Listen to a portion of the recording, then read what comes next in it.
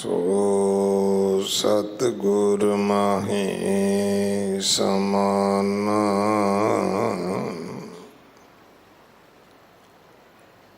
एह बाणी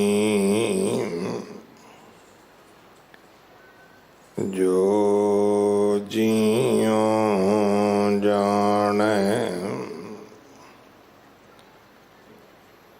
तिस अंतर रवे हर नाम बाणी गुरु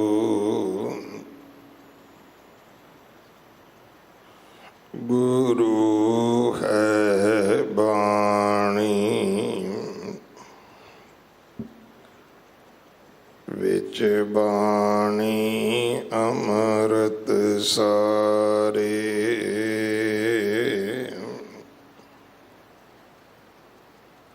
गुर बाणी कहे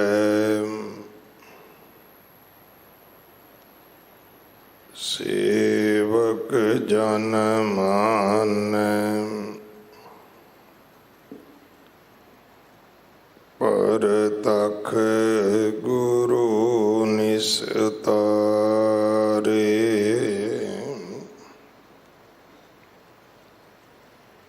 बाणी बिरलो विचार सी जे को गुरमुख होए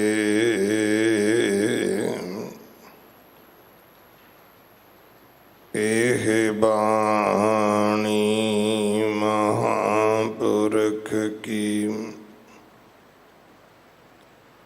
निज कर वासा होए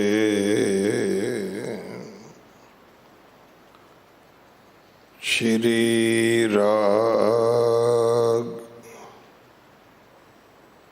महला पंजवा मन बिलास बहु रंग काना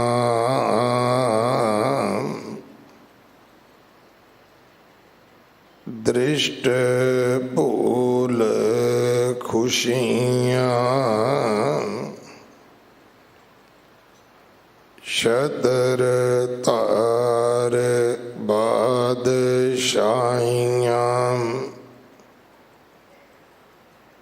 विच सहसे परियां पाई रे सुख साध संग पाया लिखिया लेख तिन पुरख बेदात दुख सहसा मिट गया रहाओ जेते थान थनंतरा ते भव आया तन पाती वड भूमियां मेरी मेरी कर परिया हुक्म चलाए निसंग होए वरत अभरिया सब को वसगत कर लयाउण बिन नामै खाक रलिया कोट तेतीस सेवका ਸਿਧ ਸਾਧਕ ਦਰ ਖਰਿਆ ਗਿਰੰ ਬਾਰੀ ਵਡ ਸਾਹਿਬੀ ਸਭ ਨਾਨਕ ਸੁਪਨ ਥੀਆ ਕੋਟ ਤਿਤੀਸ ਸੇਵਕਾ ਸਿਧ ਸਾਧਕ ਦਰ ਖਰਿਆ ਗਿਰੰ ਬਾਰੀ ਵਡ ਸਾਹਿਬੀ ਸਭ ਨਾਨਕ ਸੁਪਨ ਥੀਆ।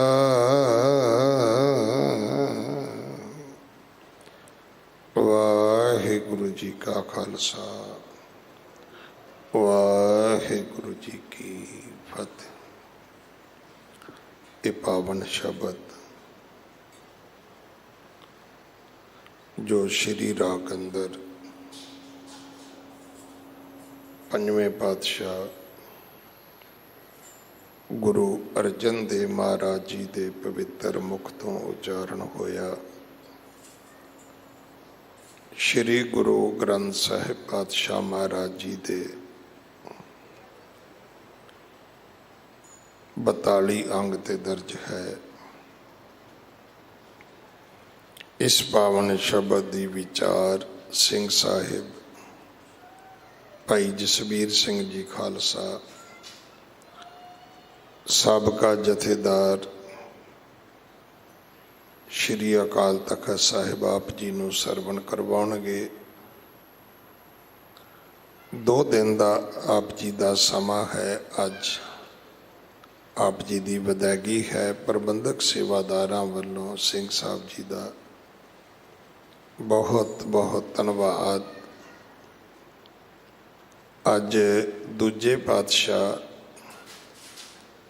ਗੁਰੂ ਅੰਗਦ ਦੇਵ ਮਹਾਰਾਜ ਜੀ ਦਾ ਗੁਰਤਾ ਗੱਦੀ ਗੁਰਪੁਰਬ ਹੈ। ਆਪ ਸਾਰੀਆਂ ਸੰਗਤਾਂ ਨੂੰ ਲੱਖ ਲੱਖ ਲੱਖ ਲੱਖ ਵਧਾਈਆਂ। ਜਗਤ ਗੁਰੂ ਗੁਰੂ ਨਾਨਕ ਸਾਹਿਬ ਮਹਾਰਾਜ ਜੀ ਨੇ ਜੋਤੀ ਜੋਤ ਸਮਾਉਣ ਤੋਂ ਪਹਿਲਾਂ ਸਾਨੂੰ ਗੁਰੂ ਅੰਗਦ ਸਾਹਿਬ ਮਹਾਰਾਜ ਦੇ ਲੜ ਲਾਇਆ ਸੀ। 20 ਤਰੀਕ ਸੱਚੇ ਪਾਤਸ਼ਾਹ ਗੁਰੂ ਨਾਨਕ ਸਾਹਿਬ ਮਹਾਰਾਜ ਜੀ ਦਾ ਜੋਤੀ ਜੋਤ ਸਮਾਉਣ ਦਾ ਗੁਰਪੁਰਬ ਹੈ, ਜੋ ਹਰ ਸਾਲ ਦੀ ਤਰ੍ਹਾਂ ਗੁਰਦੁਆਰਾ ਨਾਨਕ ਪਿਓ ਸਾਹਿਬ ਮਨਾਇਆ ਜਾਵੇਗਾ। ਸੋ ਆਪ ਜੀ ਸਾਰੇ ਸਮਿਆਂ 'ਤੇ ਸੇਵਾ ਕਰਕੇ ਹਾਜ਼ਰੀਆਂ ਭਰ ਕੇ ਗੁਰੂ ਕੀਆਂ ਬਖਸ਼ਿਸ਼ਾਂ ਪ੍ਰਾਪਤ ਕਰਨੀਆਂ। ਅੰਮ੍ਰਿਤ ਸੰਚਾਰ ਹਰ ਐਤਵਾਰ 11 ਵਜੇ ਹੁੰਦਾ ਹੈ। ਗੁਰੂ ਘਰ ਦੀ ਸੇਵਾ ਦੇ ਵਿੱਚ ਗੁਰੂ ਕੇ ਲੰਗਰਾਂ ਵਾਸਤੇ ਰਸਦ, ਕੜਾ ਪ੍ਰਸ਼ਾਦ ਦੀ ਦੇਗ ਵਾਸਤੇ ਦੇਸੀ ਘਿਓ, ਬਾਲਾ ਸਾਹਿਬ ਹੌਸਪਿਟਲ ਵਾਸਤੇ ਬੈੱਡ ਤੋਂ ਲੈ ਕੇ ਵੈਂਟੀਲੇਟਰ ਤੱਕ ਕੋਈ ਵੀ ਸੇਵਾ ਆਪ ਜੀ ਭੇਜ ਸਕਦੇ ਹੋ। ਇਮਾਰਤ ਦੀ ਸੇਵਾ ਜਥੇਦਾਰ ਬਾਬਾ ਬਚਨ ਸਿੰਘ ਜੀ ਕਰਵਾ ਰਹੇ ਹਨ। ਆਪਣੇ ਘਰਾਂ ਦੇ ਵਿੱਚ ਬੱਚਿਆਂ ਦੇ ਨਾਲ ਪੰਜਾਬੀ ਬੋਲੋ, ਬੱਚਿਆਂ ਨੂੰ ਗੁਰਮੁਖੀ ਪੜ੍ਹਾਓ ਤਾਂ ਕਿ ਸਾਡੇ ਬੱਚੇ ਗੁਰੂ ਗ੍ਰੰਥ ਸਾਹਿਬ ਮਹਾਰਾਜ ਜੀ ਦੇ ਚਰਨੀ ਲੱਗ ਸਕਣ। ਅਗਲੇ ਸਮੇਂ ਵਾਸਤੇ ਗੁਰਬਾਣੀ ਵਿਚਾਰ ਸਰਵਣ ਕਰੀਏ ਜੀ। ਵਾਹਿਗੁਰੂ ਜੀ ਕਾ ਖਾਲਸਾ ਵਾਹਿਗੁਰੂ ਜੀ ਕੀ ਫਤਿਹ। ਵਾਹਿਗੁਰੂ ਜੀ। ਬਾਣੀ ਗੁਰੂ ਗੁਰੂ ਹੈ ਬਾਣੀ, ਵਿੱਚ ਬਾਣੀ ਅੰਮ੍ਰਿਤ ਸਾਰੇ। ਗੁਰਬਾਣੀ ਕਹੈ ਸੇਵਕ ਜਨ ਮਾਨੈ, ਪ੍ਰਤੱਖ ਗੁਰੂ ਨਿਸਤਾਰੇ। ਸੱਜਣ ਸੱਚਾ ਪਾਤਸ਼ਾਹ, ਸਿਰ ਸ਼ਾਹਾਂ ਦਾ ਸ਼ਾਹੋ। ਜਿਸ ਪਾਸ ਬੈਠਿਆ ਸੋਹੀ ਆਏ, ਸਭਨਾਂ ਦਾ ਵੇਸਾਹੋ। ਗਿਆਨ ਧਿਆਨ ਕਿਛ ਕਰਮ ਨ ਜਾਣਾ, ਸਾਰ ਨ ਜਾਣਾ ਤੇਰੀ। ਸਭ ਤੇ ਵੱਡਾ ਸਤਿਗੁਰ ਨਾਨਕ, ਜਿਨ ਕਲ ਰਾਖੀ ਮੇਰੀ।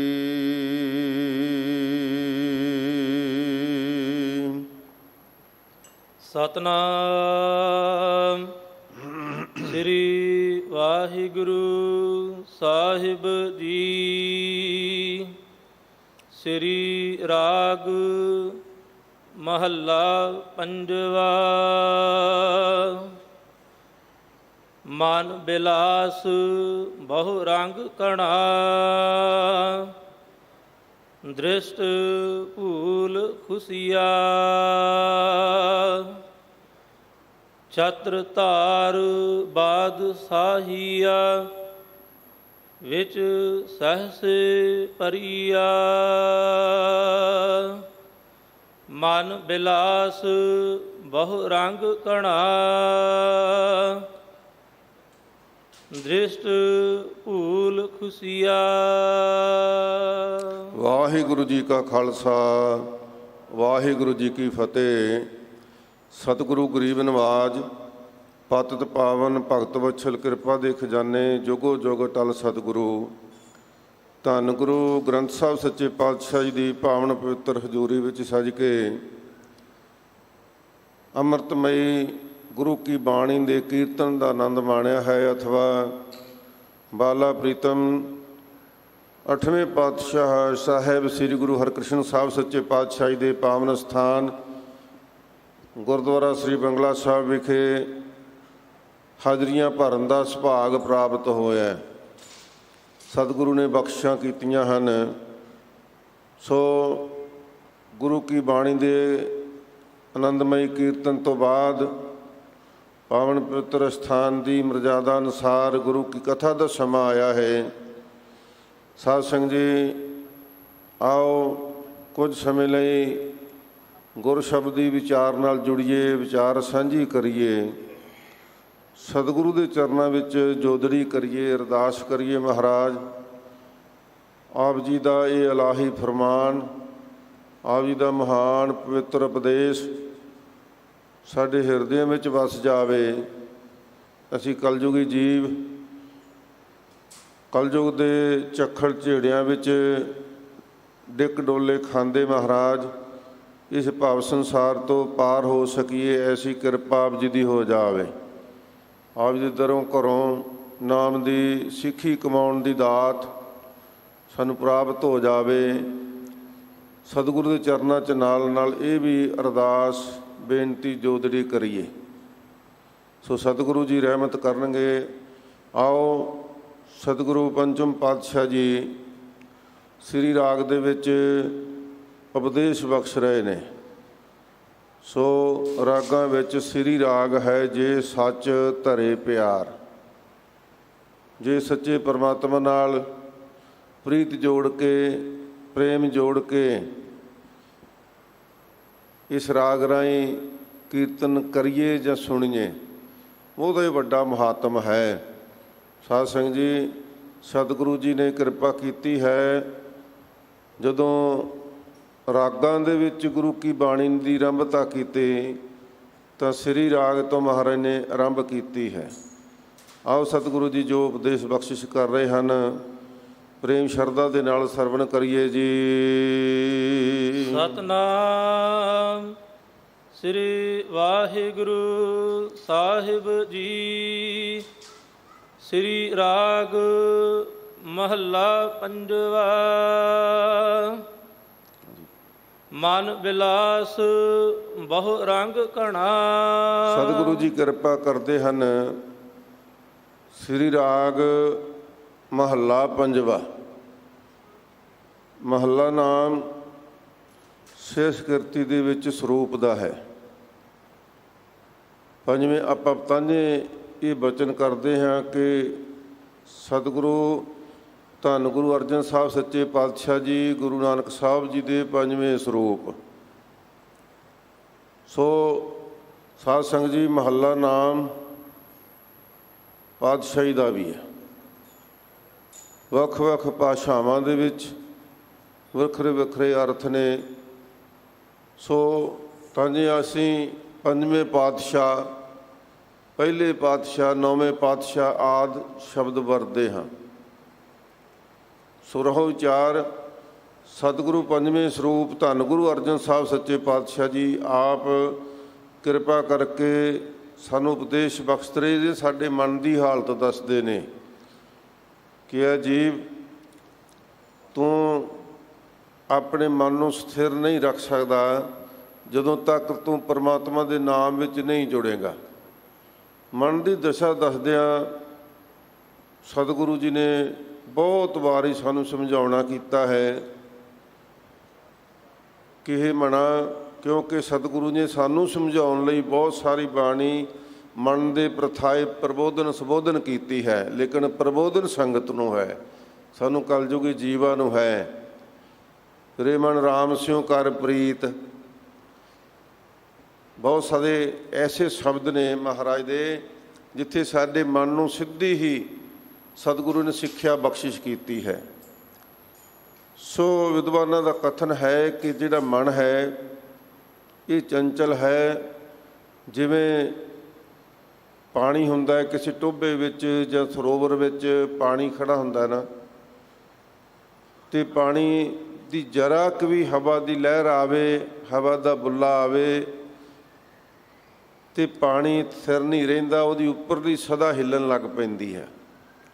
ਉਸ ਪਾਣੀ ਵਿੱਚ ਦਾ ਪ੍ਰਤੀਬਿੰਬ ਦੇਖਣਾ ਚਾਹੀਏ ਤਾਂ ਆਪਾਂ ਨਹੀਂ ਦੇਖ ਸਕਦੇ। ਪਾਣੀ ਦੇ ਵਿੱਚ ਕਿਸੇ ਕਿਸਮ ਦੀ ਮੈਲ ਹੋਵੇ ਤਾਂ ਵੀ ਅਸੀਂ ਉਹਦਾ ਪ੍ਰਤੀਬਿੰਬ ਆਪਣਾ ਨਹੀਂ ਦੇਖ ਸਕਦੇ। ਪਾਣੀ ਦੇ ਵਿੱਚ ਸਾਡੇ ਹੱਥ ਵਿੱਚੋਂ ਕੋਈ ਚੀਜ਼ ਛੁੱਟ ਕੇ ਡਿੱਗ ਪਵੇ ਤਾਂ ਵੀ ਅਸੀਂ ਆਪਣਾ ਮਨ ਨਹੀਂ ਦੇਖ ਸਕਦੇ।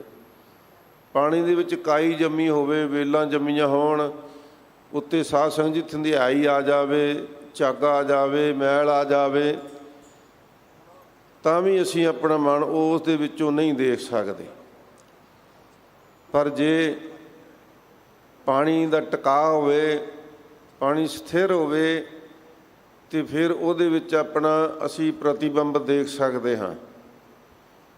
ਸਤਿਗੁਰੂ ਸਾਨੂੰ ਸਿੱਖਿਆ ਬਖਸ਼ਦੇ ਨੇ ਕਿ ਇਹ ਗੁਰਸਿੱਖਾ, ਧੰਨ ਗੁਰੂ ਦੀ ਬਾਣੀ ਇਹ ਇੱਕ ਪਾਰਦਰਸ਼ੀ ਸ਼ੀਸ਼ਾ ਹੈ। ਇਸ ਦੇ ਸਾਹਮਣੇ ਅਸੀਂ ਆਪਣਾ ਮਨ ਦੇਖ ਸਕਦੇ ਹਾਂ। ਮਨ ਨੂੰ ਦੇਖਣ ਦਾ ਹੋਰ ਕੋਈ ਤਰੀਕਾ ਨਹੀਂ। ਪਰ ਜਦੋਂ ਅਸੀਂ ਸ਼ੀਸ਼ੇ ਦੇ ਸਾਹਮਣੇ ਖਲੋਂਦੇ ਹਾਂ, ਦੂਸਰਾ ਦ੍ਰਿਸ਼ਟਾਂਤ ਹੈ ਕਿ ਜੇ ਸ਼ੀਸ਼ੇ ਦੇ ਸਾਹਮਣੇ ਕੱਪੜਾ ਹੋਵੇ ਤਾਂ ਉਹ ਪਾਸੇ ਹਟਾਉਣਾ ਪੈਂਦਾ ਹੈ, ਫਿਰ ਅਸੀਂ ਸ਼ੀਸ਼ੇ ਦੇ ਵਿੱਚ ਆਪਣਾ ਸਰੂਪ ਦੇਖ ਸਕਦੇ ਹਾਂ। ਜੇ ਸ਼ੀਸ਼ੇ 'ਤੇ ਮੈਲ ਲੱਗੀ ਹੋਵੇ ਤਾਂ ਵੀ ਉਸ ਨੂੰ ਸਾਫ਼ ਕਰਨਾ ਪੈਂਦਾ, ਤਾਂ ਅਸੀਂ ਸਾਫ਼ ਪ੍ਰਤੀਬਿੰਬ ਦੇਖ ਸਕਦੇ ਹਾਂ। ਸ਼ੀਸ਼ਾ ਟੁੱਟਿਆ ਹੋਵੇ ਤਾਂ ਵੀ ਅਸੀਂ ਉਹਦੇ ਵਿੱਚੋਂ ਸਾਫ਼ ਨਹੀਂ ਦੇਖ ਸਕਦੇ। ਤਾਂ ਸਾਧ ਸੰਗਤ, ਸਤਿਗੁਰੂ ਨੇ ਬੜੇ ਸਾਨੂੰ ਤਰੀਕੇ ਨਾਲ ਸਮਝਾਇਆ ਹੈ। ਜਨਮ ਜਨਮ ਕੀ ਇਸ ਮਨ ਕੋ ਮਨ ਲਾਗੀ, ਕਾਲਾ ਹੋਆ ਸਿਆਹੋ। ਇਹ ਤੇ ਭਾਈ ਕਾਲਾ ਸਿਆਹ ਮਨ ਹੋਇਆ, ਤੂੰ ਇਹਦੇ ਵਿੱਚ ਹੀ ਆਪਣਾ ਪ੍ਰਤੀਬਿੰਬ ਕਿਵੇਂ ਦੇਖੇਗਾ? ਇਸ ਕਰਕੇ ਤੂੰ ਆ, ਪਹਿਲੇ ਤੈਨੂੰ ਦੱਸਦੇ ਹਾਂ ਕਿ ਇਸ ਮਨ ਨੂੰ ਸਾਫ਼ ਕਿਵੇਂ ਕਰਨਾ।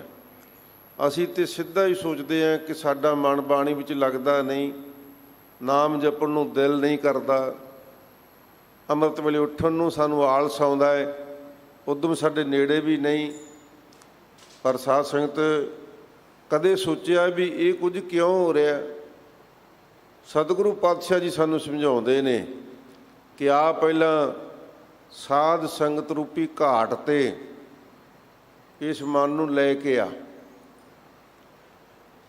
ਸਾਧ ਸੰਗਤ ਜਦੋਂ ਘਾਟ 'ਤੇ ਲੈ ਕੇ ਆਂਦਾ ਅਤੇ ਤੂੰ ਇਹ ਸੋਚ ਲਿਆ, ਬਾਣੀ ਵਿੱਚੋਂ ਸਮਝ ਲਿਆ ਕਿ ਇਸ ਮਨ ਨੂੰ ਅਣਕ ਪ੍ਰਕਾਰ ਦੀ ਜਨਮਾਂ ਜਨਮਾਂਤਰਾਂ ਦੀ ਮੈਲ ਲੱਗੀ ਹੋਈ ਹੈ, ਅਤੇ ਇਹ ਵੀ ਸਮਝ ਲਿਆ ਕਿ ਇਸ ਮੈਲ ਨੂੰ ਧੋਣ ਵਾਸਤੇ ਧੰਨ ਗੁਰੂ ਨਾਨਕ ਸਾਹਿਬ ਜੀ ਨੇ ਕਿਰਪਾ ਕੀਤੀ ਹੈ। ਭਰੀਐ ਮਤ ਪਾਪਾਂ ਕੈ ਸੰਗ, ਉਹ ਧੋਪੈ ਨਾਵੈ ਕੈ ਰੰਗ। ਉਹ ਨਾਮ ਰੰਗ ਦੇ ਨਾਲ ਪਾਪਾਂ ਦੀ ਮੈਲ ਤੂੰ ਧੋ ਸਕਦਾ ਹੈ। ਜਦੋਂ ਤੂੰ ਸਾਧ ਸੰਗਤ ਘਾਟ 'ਤੇ ਆ ਗਿਆ, ਫਿਰ ਨਾਮ ਰੂਪ ਜਲ ਲੈ ਕੇ ਸਾਧ ਸੰਗਤ ਜੀ ਨਿਸ਼ਚੇ ਰੂਪ ਪਟੜੇ ਦੇ ਉੱਪਰ ਰੱਖ ਕੇ ਜਦੋਂ ਸਾਧ ਸੰਗਤ ਜੀ ਤੁਸੀਂ ਅਭਿਆਸ ਰੂਪ ਸਾਬਣ ਲਾ ਕੇ ਇਸ ਨੂੰ ਸ਼ਰਧਾ ਤੇ ਸੰਤੋਖ ਦੀਆਂ ਸਾਧ ਸੰਗਤ ਮੁੱਕੀਆਂ ਮਾਰ ਕੇ ਇਸ ਜਲ ਨੂੰ ਧੋਣਾ ਕੀਤਾ ਤੇ ਫਿਰ ਇਹਦੇ ਵਿੱਚ ਸੰਤੋਖ ਰੂਪ ਟਿਕਾ ਆਵੇਗਾ। ਸਤਿਗੁਰੂ ਪਾਤਸ਼ਾਹ ਜੀ ਨੇ ਬੜੇ ਤਰੀਕੇ ਦੱਸੇ ਨੇ ਸਾਡੇ ਮਨ ਨੂੰ ਸਮਝਾਉਣ ਵਾਸਤੇ, ਪਰ ਇਹ ਸਾਨੂੰ ਵਰਤਣੇ ਪੈਣਗੇ, ਉਦਮ ਤੇ ਕਰਨਾ ਹੀ ਪਏਗਾ ਨਾ। ਤੇ ਨਹੀਂ ਤੇ ਸਤਿਗੁਰੂ ਪਾਤਸ਼ਾਹ ਜੀ ਫਰਮਾਉਂਦੇ ਨੇ ਸਾਡੇ ਆਮ ਜੀਵਾਂ ਦੀ ਹਾਲਤ ਜੋ ਸਾਡੇ ਵਿੱਚ ਨਿਤਾ ਪ੍ਰਤੀ ਵਾਪਰ ਰਹੀ ਹੈ, ਜਿਹਦੇ ਵਿੱਚ ਦੀ ਅਸੀਂ ਆਪਣਾ ਜੀਵਨ ਬਤੀਤ ਕਰ ਰਹੇ ਹਾਂ, ਸਤਿਗੁਰੂ ਪਾਤਸ਼ਾਹ ਜੀ ਉਹਦੇ ਪ੍ਰਥਾਏ ਸਾਨੂੰ ਸੰਬੋਧਨ ਕਰਦੇ ਹਨ। ਮਨ ਬਿਲਾਸ ਬਹੁ ਰੰਗ ਘਣਾ। ਮਹਾਰਾਜ ਸੱਚੇ ਪਾਤਸ਼ਾਹ ਜੀ ਫਰਮਾਉਂਦੇ ਹਨ ਕਿ ਭਾਈ ਆਓ ਸੁਣੀਏ ਸਤਿਗੁਰੂ ਪਾਤਸ਼ਾਹ ਜੀ ਮੁੜ ਤੋਂ ਆਰੰਭ ਕਰੋ ਜੀ। ਦ੍ਰਿਸ਼ਟ ਭੂਲ ਖੁਸ਼ੀਆ ਮਨ ਬਿਲਾਸ ਬਹੁ ਰੰਗ ਘਣਾ। ਸੋ ਸਤਿਗੁਰੂ ਜੀ ਫਰਮਾਉਂਦੇ ਨੇ ਮਨ ਬਿਲਾਸ ਬਹੁ ਰੰਗ ਘਣਾ। ਮਨ ਬਹੁਤ ਦੁਨੀਆ ਦੇ ਰੰਗ ਤਮਾਸ਼ੇ ਦੇਖਣੇ ਚਾਹੁੰਦਾ ਹੈ। ਤਾਂ ਜੇ ਭਾਈ ਗੁਰਦਾਸ ਜੀ ਨੇ ਫਰਮਾਇਆ ਨਾ, ਅੱਖੀ ਦੇਖ ਨਾ ਰੱਜੀਆਂ ਬਹੁ ਰੰਗ ਤਮਾਸ਼ੇ। ਇੱਕ ਤੇ ਰੱਜਦੀਆਂ ਦੁਨੀਆ ਦੇ ਰੂਪ ਰੰਗ ਦੇਖਣ ਵਾਸਤੇ ਹਮੇਸ਼ਾ ਹੀ ਇਹ ਉਤਾਵਲੀਆਂ ਰਹਿੰਦੀਆਂ। ਸੋ ਸਤਿਗੁਰੂ ਪਾਤਸ਼ਾਹ ਜੀ ਫਰਮਾਉਂਦੇ ਨੇ ਕਿ ਭਾਈ ਜਿਹੜਾ ਮਨ ਹੈ ਤੇਰਾ, ਇਹ ਬਹੁਤ ਤਰ੍ਹਾਂ ਦੇ ਤਮਾਸ਼ੇ ਵਿੱਚ ਵੇਖਣ ਦੇ ਵਿੱਚ, ਬਹੁਤ ਤਰ੍ਹਾਂ ਦੇ ਗਾਇਨ ਸੁਣਨ ਦੇ ਵਿੱਚ, ਵਿਸ਼ਿਆਂ ਵਾਲੇ ਤੇਰੇ ਗਾਣੇ ਸੁਣਨ ਵਾਸਤੇ ਤੇਰਾ ਮਨ ਖਚਿਤ ਹੋਇਆ ਪਿਆ, ਰੰਗਿਆ ਹੋਇਆ ਹੈ। ਦ੍ਰਿਸ਼ਟ ਭੂਲ ਖੁਸ਼ੀਆ। ਕਿਉਂਕਿ ਕਹਿੰਦੇ ਤੇਰੀ ਦ੍ਰਿਸ਼ਟੀ ਹੈ ਨਾ, ਇਹ ਭੁੱਲੀ ਹੋਈ ਹੈ। ਤਾਂ ਜੇ ਤੂੰ ਇਹਨਾਂ ਰੰਗ ਤਮਾਸ਼ਿਆਂ ਦੇ ਵਿੱਚ ਹੀ ਬਹੁਤ ਖੁਸ਼ੀਆਂ ਮਾਣੀ ਜਾਂਦਾ ਹੈ। ਵੇਖੰਦੜੋ ਕੀ ਭੁੱਲ ਤੁਮਾ ਦਿਸਮ ਸੋਹਣਾ। ਮਹਾਰਾਜ ਸੱਚੇ ਪਾਤਸ਼ਾਹ ਜੀ ਫਰਮਾਉਂਦੇ ਨੇ ਕਿ ਜੇ ਅੱਖਾਂ ਦਾ ਭੁਲੇਖਾ ਲੱਗ ਜਾਵੇ ਤੇ ਜਿਹੜਾ ਜ਼ਹਿਰ ਵਰਗਾ ਕੌੜਾ ਤੁੰਮਾ ਹੈ ਨਾ, ਉਹਦਾ ਰੰਗ ਇਹੋ ਜਿਹਾ ਹੁੰਦਾ ਹੈ, ਸੋਹਣਾ ਹੁੰਦਾ ਹੈ, ਉਹ ਲੱਗਦਾ ਕਿ ਛੋਟਾ ਜਿਹਾ ਖਰਬੂਜਾ ਹੈ ਜਾਂ ਖਾਣ ਵਾਲਾ ਕੋਈ ਪਦਾਰਥ ਹੈ, ਤੇ ਕੋਈ ਮਨੁੱਖ ਉਸ ਨੂੰ ਉਸੇ ਤਰ੍ਹਾਂ ਕਾਹਲੀ ਦੇ ਨਾਲ ਛਕ ਲਵੇ, ਉਹਨੂੰ ਖਾ ਲਵੇ, ਤੇ ਉਹਦੀ ਜ਼ਹਿਰ ਖੂਨ ਦੇ ਵਿੱਚ ਸਿੱਧਾ ਅਸਰ ਕਰ ਜਾਂਦੀ ਹੈ। ਇੰਨੀ ਜ਼ਹਿਰ ਹੁੰਦੀ ਉਹਦੇ ਵਿੱਚ। ਇਸ ਵਾਸਤੇ ਭਾਈ ਜੇ ਤੂੰ ਇਹਨਾਂ ਅੱਖਾਂ ਦੇ ਨਾਲ ਵੇਖਣ ਵਿੱਚ ਇਹ ਭੁੱਲ ਗਿਆ, ਕਿਉਂਕਿ ਤੈਨੂੰ ਸਮਝ ਨਹੀਂ ਸੀ। ਦ੍ਰਿਸ਼ਟ ਦੇਖ ਖੁਸ਼ੀਆਂ ਭੂਲ ਖੁਸ਼ੀਆਂ। ਕਹਿੰਦੇ ਭੁੱਲ ਕੇ ਹੀ ਤੂੰ ਖੁਸ਼ੀਆਂ ਮਨਾਈ ਜਾਂਦਾ। ਅਸਲ ਵਿੱਚ ਦੇਖਣਾ ਕੀ ਸੀ, ਤੂੰ ਇਹਨਾਂ ਅੱਖਾਂ ਦੇ ਨਾਲ ਸਤਿਗੁਰੂ ਦੇ ਦਰਸ਼ਨ ਕਰਨੇ ਸੀ, ਸਤਸੰਗਤ ਦੇ ਦਰਸ਼ਨ ਕਰਨੇ ਸੀ। ਸੋ ਇਹ ਮਹਾਰਾਜ ਸੱਚੇ ਪਾਤਸ਼ਾਹ ਜੀ ਬਾਣੀ ਵਿੱਚ ਸਾਨੂੰ ਬਾਰ-ਬਾਰ, ਅਸੀਂ ਰੋਜ਼ ਦੀ ਨਿਤਨੇਮ ਦੀ ਬਾਣੀ ਪੜ੍ਹਦੇ ਹਾਂ ਨਾ ਆਨੰਦ ਸਾਹਿਬ, ਤੇ ਮਹਾਰਾਜ ਦੀ ਬਾਣੀ ਕਹਿੰਦੀ ਹੈ ਕਿ ਹੇ ਮੇਰੇ ਨੇਤਰੋ, ਤੇ ਤੁਸੀਂ ਭੁੱਲ ਕੇ ਵੀ ਇਹਨਾਂ ਅੱਖਾਂ ਦੇ ਨਾਲ ਪਰਾਇਆ ਰੂਪ ਨਹੀਂ ਤੱਕਣਾ। ਇਹਨਾਂ ਅੱਖਾਂ ਦੇ ਨਾਲ ਤੂੰ ਸਾਧ ਸੰਗਤ ਕਰਨੀ ਹੈ, ਗੁਰਮਤਿ ਦੇ ਰਸਤੇ ਤੇ ਜਾਣਾ ਹੈ, ਕੁਸੰਗਤ ਵਿੱਚ ਨਹੀਂ ਜਾਣਾ। ਬੜੀ ਵਾਰ ਸਾਨੂੰ ਸਮਝਾਉਣਾ ਕੀਤਾ ਸਤਿਗੁਰੂ ਜੀ ਨੇ, ਇਹ ਨੇਤਰੋ ਮੇਰਿਓ ਹਰ ਤੋਂ ਮੈਂ ਜੋ ਤਰੀ ਹਰ ਬਿਨ ਅਵਰ ਨਾ ਦੇਖੋ ਕੋਈ। ਕਹਿੰਦੇ ਹੈ ਨੇਤਰੋ, ਹਰ ਥਾਂ ਤੇ ਪਰਮਾਤਮਾ ਨੂੰ ਹਾਜ਼ਰ ਨਾਜ਼ਰ ਸਮਝਣਾ ਤੱਕਣਾ ਕਰੋ। ਪਰ ਅਸੀਂ ਆਪਣੀ ਮੱਤ ਨੂੰ ਮੁੱਖ ਰੱਖ ਕੇ ਜਦੋਂ ਚੱਲ ਪਏ ਤੇ ਫਿਰ ਭੁੱਲੀ ਹੋਈ ਮੱਤ ਨੇ ਜੋ ਦੇਖਿਆ ਉਹਦੇ ਵਿੱਚ ਹੀ ਖੁਸ਼ੀਆਂ ਮਨਾਉਣ ਲੱਗ ਪਿਆ। ਛਤਰ ਧਾਰ ਬਾਦਸ਼ਾਹੀਆ। ਤੇ ਜਦੋਂ ਦੇਖਿਆ ਕਿ ਵੱਡੇ ਵੱਡੇ ਛਤਰਧਾਰੀ ਬਾਦਸ਼ਾਹ, ਜਿਨ੍ਹਾਂ ਦੇ ਕਈ ਕੋਸਾਂ ਤੱਕ ਸਿਰ ਤੇ ਛਤਰ ਝੁਲਦੇ ਜਾਂਦੇ ਸਨ, ਇਹੋ ਜਿਹੇ ਬਾਦਸ਼ਾਹ ਦੁਨੀਆ ਦੇ ਵਿੱਚ ਹੋਏ ਨੇ। ਤੇ ਜਿਨ੍ਹਾਂ ਨੇ ਇਹ ਬਾਦਸ਼ਾਹੀਆਂ ਭੋਗੀਆਂ, ਉਹ ਵੀ ਬਾਦਸ਼ਾਹੀ ਵਿੱਚ ਹੀ, ਬਾਦਸ਼ਾਹਤ ਵਿੱਚ ਹੀ ਭੁੱਲੇ ਰਹੇ। ਉਹਨਾਂ ਨੇ ਵੀ ਆਪਣਾ ਧਰਮ ਨਾ ਜਾਣਿਆ ਕਿ ਸਾਡਾ ਧਰਮ ਕਰਮ ਕੀ ਹੈ, ਉਹਦੇ ਤੋਂ ਦੂਰ ਹੀ ਰਹੇ। ਵਿੱਚ ਸਹਸੇ ਭਰੀਆ। ਕਹਿੰਦੇ ਵੱਡੀਆਂ ਵੱਡੀਆਂ ਬਾਦਸ਼ਾਹੀਆਂ ਉਹ ਕਿਤੇ ਸੁਖੀ ਨੇ, ਉਹ ਵੀ ਸਹਿਸੇ ਦੇ ਵਿੱਚ ਹੀ ਭਰੀਆਂ ਰਹਿੰਦੀਆਂ। ਉਹਨਾਂ ਨੂੰ ਅਣਕ ਤਰ੍ਹਾਂ ਦਾ ਸੰਸਾ ਬਣਿਆ ਰਹਿੰਦਾ ਹੈ, ਕਿਉਂਕਿ ਜਿੱਡਾ ਵੱਡਾ ਸਰਕਲ ਹੈ ਨਾ, ਓਡਾ ਵੱਡਾ ਉਸ ਸਰਕਲ ਦਾ ਫਿਕਰ ਹੈ। ਜਿੰਨੀ ਖੁਸ਼ੀ ਹੈ ਉਨੀ ਚਿੰਤਾ ਹੈ, ਦੇਸ਼ ਦਾ ਬਾਦਸ਼ਾਹ ਸੋਚਦਾ ਮੇਰੀ ਸਰਹੱਦ ਦੇ ਪਾਰੋਂ ਮੈਨੂੰ ਖਤਰਾ ਨਾ ਹੋ ਜਾਵੇ, ਉਹਦੇ 'ਤੇ ਮੈਨੂੰ ਨਿਗਰਾਨੀ ਕਰਨੀ ਚਾਹੀਦੀ ਹੈ। ਰਾਤ ਨੂੰ ਖਾ ਪੀ ਕੇ ਸੌਣ ਦਾ ਸਮਾਂ ਹੋਵੇ ਤੇ ਕੁਛ ਸੁਨੇਹਾ ਮਿਲ ਜਾਵੇ ਕਿ ਫਲਾਣੇ ਬਾਰਡਰ 'ਤੇ ਆਪਾਂ ਨੂੰ ਖਤਰਾ ਹੈ, ਤੇ ਨੀਂਦ ਕਿਵੇਂ ਆਵੇਗੀ। ਕਹਿੰਦੇ ਨੇ ਕਿ ਜਦੋਂ 1913 ਵਿੱਚ ਯੁੱਧ ਲੱਗਾ ਨਾ ਇੰਗਲੈਂਡ ਦਾ ਜਰਮਨ ਦੇ ਨਾਲ, ਇੱਥੇ ਉਦੋਂ ਇੰਗਲੈਂਡ ਦਾ ਰਾਜ ਸੀ ਤੇ ਜਾਰਜ ਪੰਚਮ ਇੱਥੇ ਬਾਦਸ਼ਾਹ ਸੀ। ਨੀਂਦ ਨਾ ਆਇਆ ਕਰੇ। ਉਸ ਯੁੱਧ ਦੇ ਵਿੱਚ ਕਈ ਦਿਨ ਸੁੱਤਾ ਨਾ। ਉਦੋਂ ਦੇ ਜਿਹੜੇ ਸਾਧਨ ਸੀ, ਕਹਿੰਦੇ ਬਿਜਲੀ ਦੇ ਝਟਕੇ ਦੇ ਕੇ ਸਵਾਇਆ ਕਰਨ ਨੂੰ, ਬਈ ਇੰਨੀ ਕੁ ਨੀਂਦ ਲੈਣੀ ਜ਼ਰੂਰੀ ਹੈ। ਫਿਰ ਭਾਈ ਬਾਦਸ਼ਾਹੀਆਂ ਕਿਸ ਕੰਮ, ਕਹਿੰਦੇ ਉਹ ਸੰਸੇ ਦੇ ਵਿੱਚ ਹੀ ਪਈਆਂ ਰਹਿੰਦੀਆਂ ਹਨ ਪਰਮਾਤਮਾ ਦੇ ਨਾਮ ਤੋਂ ਬਿਨਾਂ। ਭਾਈ ਰੇ ਸੁਖ ਸਾਧ ਸੰਗ ਪਾਇਆ। ਮਹਾਰਾਜ ਜੀ ਫਰਮਾਉਂਦੇ ਨੇ ਕਿ ਭਾਈ ਹਮੇਸ਼ਾ ਮਨੁੱਖ ਸੁੱਖ ਲੱਭਦਾ ਨਾ, ਕਿ ਮੈਨੂੰ ਸੁੱਖ ਮਿਲੇ। ਸੁੱਖ ਮਿਲੇਗਾ ਕਿਵੇਂ? ਸਾਨੂੰ ਤੇ ਸਿੱਧੇ ਰੂਪ ਵਿੱਚ ਮਹਾਰਾਜ ਨੇ ਫਰਮਾ ਦਿੱਤਾ, ਭਾਈ ਰੇ ਸੁਖ ਸਾਧ ਸੰਗ ਪਾਇਆ। ਸਾਧ ਸੰਗਤ ਦੇ ਵਿੱਚ ਸੁੱਖ ਦੀ ਪ੍ਰਾਪਤੀ ਹੋਣੀ ਹੈ। ਸੁਖ ਨਾਹੀ ਬਹੁਤਾ ਧਨ ਖਾਟੇ, ਸੁਖ ਨਾਹੀ ਪੇਖੇ ਨਿਰਤ ਨਾਟੇ, ਸੁਖ ਨਾਹੀ ਬਹੁਤ ਦੇਸ਼ ਕਮਾਏ, ਦੇਸ਼ਾਂ ਦੇ ਵਿੱਚ ਪ੍ਰਦੇਸ਼ਾਂ ਦੇ ਵਿੱਚ ਕਮਾਈ ਕਰ ਲਈਏ, ਪਰ ਸੁੱਖ ਨਹੀਂ। ਸੁੱਖ ਕਦੋਂ ਮਿਲੇਗਾ? ਜਦੋਂ ਸੰਗਤ ਵਿੱਚ ਆਵਾਂਗੇ, ਸੰਗਤ ਵਿੱਚ ਸਜਾਂਗੇ, ਆਪਣੇ ਮਨ ਨੂੰ ਪ੍ਰਬੋਧ ਕੇ ਸਾਵਧਾਨ ਹੋ ਕੇ ਗੁਰੂ ਕਾ ਉਪਦੇਸ਼ ਸੁਣਾਂਗੇ, ਉਹਨੂੰ ਧਾਰਨ ਕਰਾਂਗੇ, ਤੇ ਫਿਰ ਸੁਖ ਪ੍ਰਾਪਤ ਹੋਵੇਗਾ। ਲਿਖਿਆ ਲੇਖ ਤਿਨ ਪੁਰਖ ਵਿਧਾਤਾ। ਕਿਉਂਕਿ ਭਾਈ ਗੁਰੂ ਕੀ ਸਾਧ ਸੰਗਤ ਦੇ ਵਿੱਚ ਜੇ ਅਸੀਂ ਆ ਕੇ ਪਰਮਾਤਮਾ ਦਾ ਨਾਮ ਜਪਾਂਗੇ ਨਾ, ਤੇ ਜਿਹੋ ਜਿਹੇ ਸਾਡਾ ਕਰਮ ਹੈ, ਕਿਰਤ ਹੈ, ਰੋਜ਼ ਦੀ ਕਿਰਤ, ਤੇ ਉਸ ਪ੍ਰਲਬਧ ਨੂੰ ਲਿਖਣ ਵਾਲਾ ਕੌਣ ਹੈ? ਹੱਥ ਕਲਮ ਅਗੰਮ ਮਸਤਕ ਲੇਖਾਵਤੀ। ਕਹਿੰਦੇ ਅਗੰਮੀ ਕਲਮ ਕਿਹਦੇ ਕੋਲ ਆ? ਉਹ ਉਸ ਅਕਾਲ ਪੁਰਖ ਵਾਹਿਗੁਰੂ ਕੋਲ ਹੈ, ਜਿਹਨੇ ਭਾਈ ਸਾਡੇ ਕਰਮਾਂ ਦਾ ਲੇਖ ਲਿਖਣਾ ਹੈ, ਲਿਖਿਆ ਹੈ। ਦੁੱਖ ਸਹਸਾ ਮਿਟ ਗਿਆ। ਸਤਿਗੁਰੂ ਪਾਤਸ਼ਾਹ ਜੀ ਫਰਮਾਉਂਦੇ ਨੇ ਕਿ ਭਾਈ ਸਤਸੰਗਤ ਦਾ ਇਹੋ ਜਿਹਾ ਸੰਗ ਹੈ, ਫਿਰ ਹਰ ਪ੍ਰਕਾਰ ਦਾ ਪ੍ਰਮਾਤਮਾ ਦਾ ਜਦੋਂ ਸੰਗਤ ਵਿੱਚ ਮਿਲ ਕੇ ਨਾਮ ਜਪਿਆ, ਤੇ ਫਿਰ ਹਰ ਪ੍ਰਕਾਰ ਦਾ ਦੁੱਖ ਵੀ ਤੇ ਸੰਸਾ ਵੀ ਖਤਮ ਹੋ ਗਿਆ। ਤੇ ਕਿਉਂ ਖਤਮ ਹੋ ਗਿਆ ਭਾਈ? ਉਹਨਾਂ ਨੂੰ ਦੁੱਖ ਲੱਗਦਾ ਨਹੀਂ? ਦੁੱਖ ਤੇ ਲੱਗਦਾ ਹੈ ਸਾਧ ਸੰਗਤ ਜੀ, ਦੁੱਖ ਉਹਨਾਂ ਨੂੰ ਵਿਆਪਦਾ ਹੈ, ਪਰ ਪ੍ਰਤੀਤ ਨਹੀਂ ਹੁੰਦਾ। ਜੋ ਨਰ ਦੁੱਖ ਮੈਂ ਦੁੱਖ ਨਹੀਂ ਮਾਨੈ, ਸੁਖ ਸਨੇਵਰ ਭੈ ਨਹੀਂ ਜਾ ਕੇ ਕੰਚਨ ਮਾਟੀ ਮਾਨੈ।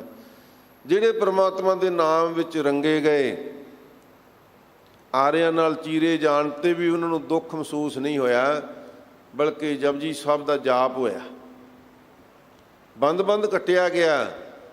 ਪਰ ਸੁਖਮਨੀ ਸਾਹਿਬ ਦੇ ਪਾਠ ਹੋਏ। ਸਾਧ ਸੰਗਤ ਜੀ ਫਿਰ ਹੈਰਾਨੀ ਦੀ ਗੱਲ ਕਿ ਉਹ ਪਾਠ ਜਰਰੇ ਜਰਰੇ ਵਿੱਚ, ਰੋਮ ਰੋਮ ਦੇ ਵਿੱਚ ਪਹੁੰਚਿਆ ਹੋਇਆ ਸੀ। ਇੰਨਾ ਪ੍ਰੇਮ ਜੁੜਿਆ ਹੋਇਆ ਸੀ ਬਾਣੀ ਦੇ ਨਾਲ।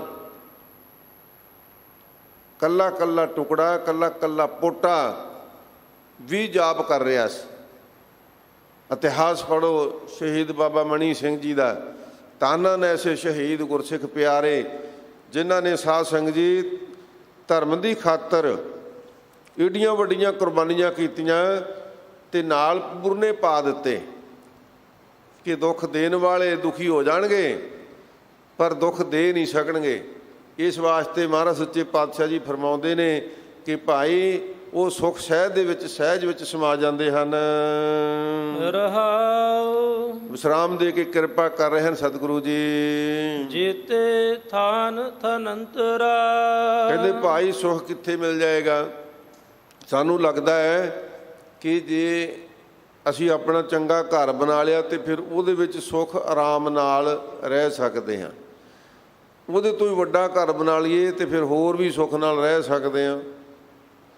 ਹਜ਼ੂਰ ਫਰਮਾਉਂਦੇ ਨੇ ਜੇਤੇ ਥਾਨ ਥਨੰਤਰਾ। ਜਿੰਨੇ ਵੀ ਅਸਥਾਨ ਨੇ, ਜਿੰਨੇ ਵੀ ਵੱਡੇ ਵੱਡੇ ਸਾਧ ਸੰਗਤ ਜੀ ਸਾਡੇ ਮਕਾਨ ਨੇ, ਤੇ ਥਨੰਤਰਾ ਉੱਥੇ ਥਾਨ ਹੈ ਜਗ੍ਹਾ। ਮਕਾਨ, ਤੇ ਥਨੰਤਰ ਕੌਣ ਹੈ? ਜਿਹੜੇ ਰਹਿਣ ਵਾਲੇ ਵਿੱਚ, ਜਿਹੜੇ ਉਹਦੇ ਮਾਲਕ ਨੇ।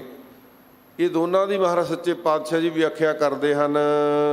ਤੇਤੇ ਭਾਵੇਂ ਆਇਆ, ਕਹਿੰਦੇ ਹੇ ਮਣਾ, ਕਿੰਨੇ ਕੁ ਥਾਵਾਂ ਤੇ ਤੂੰ ਭੌਂ ਕੇ ਆਇਆ?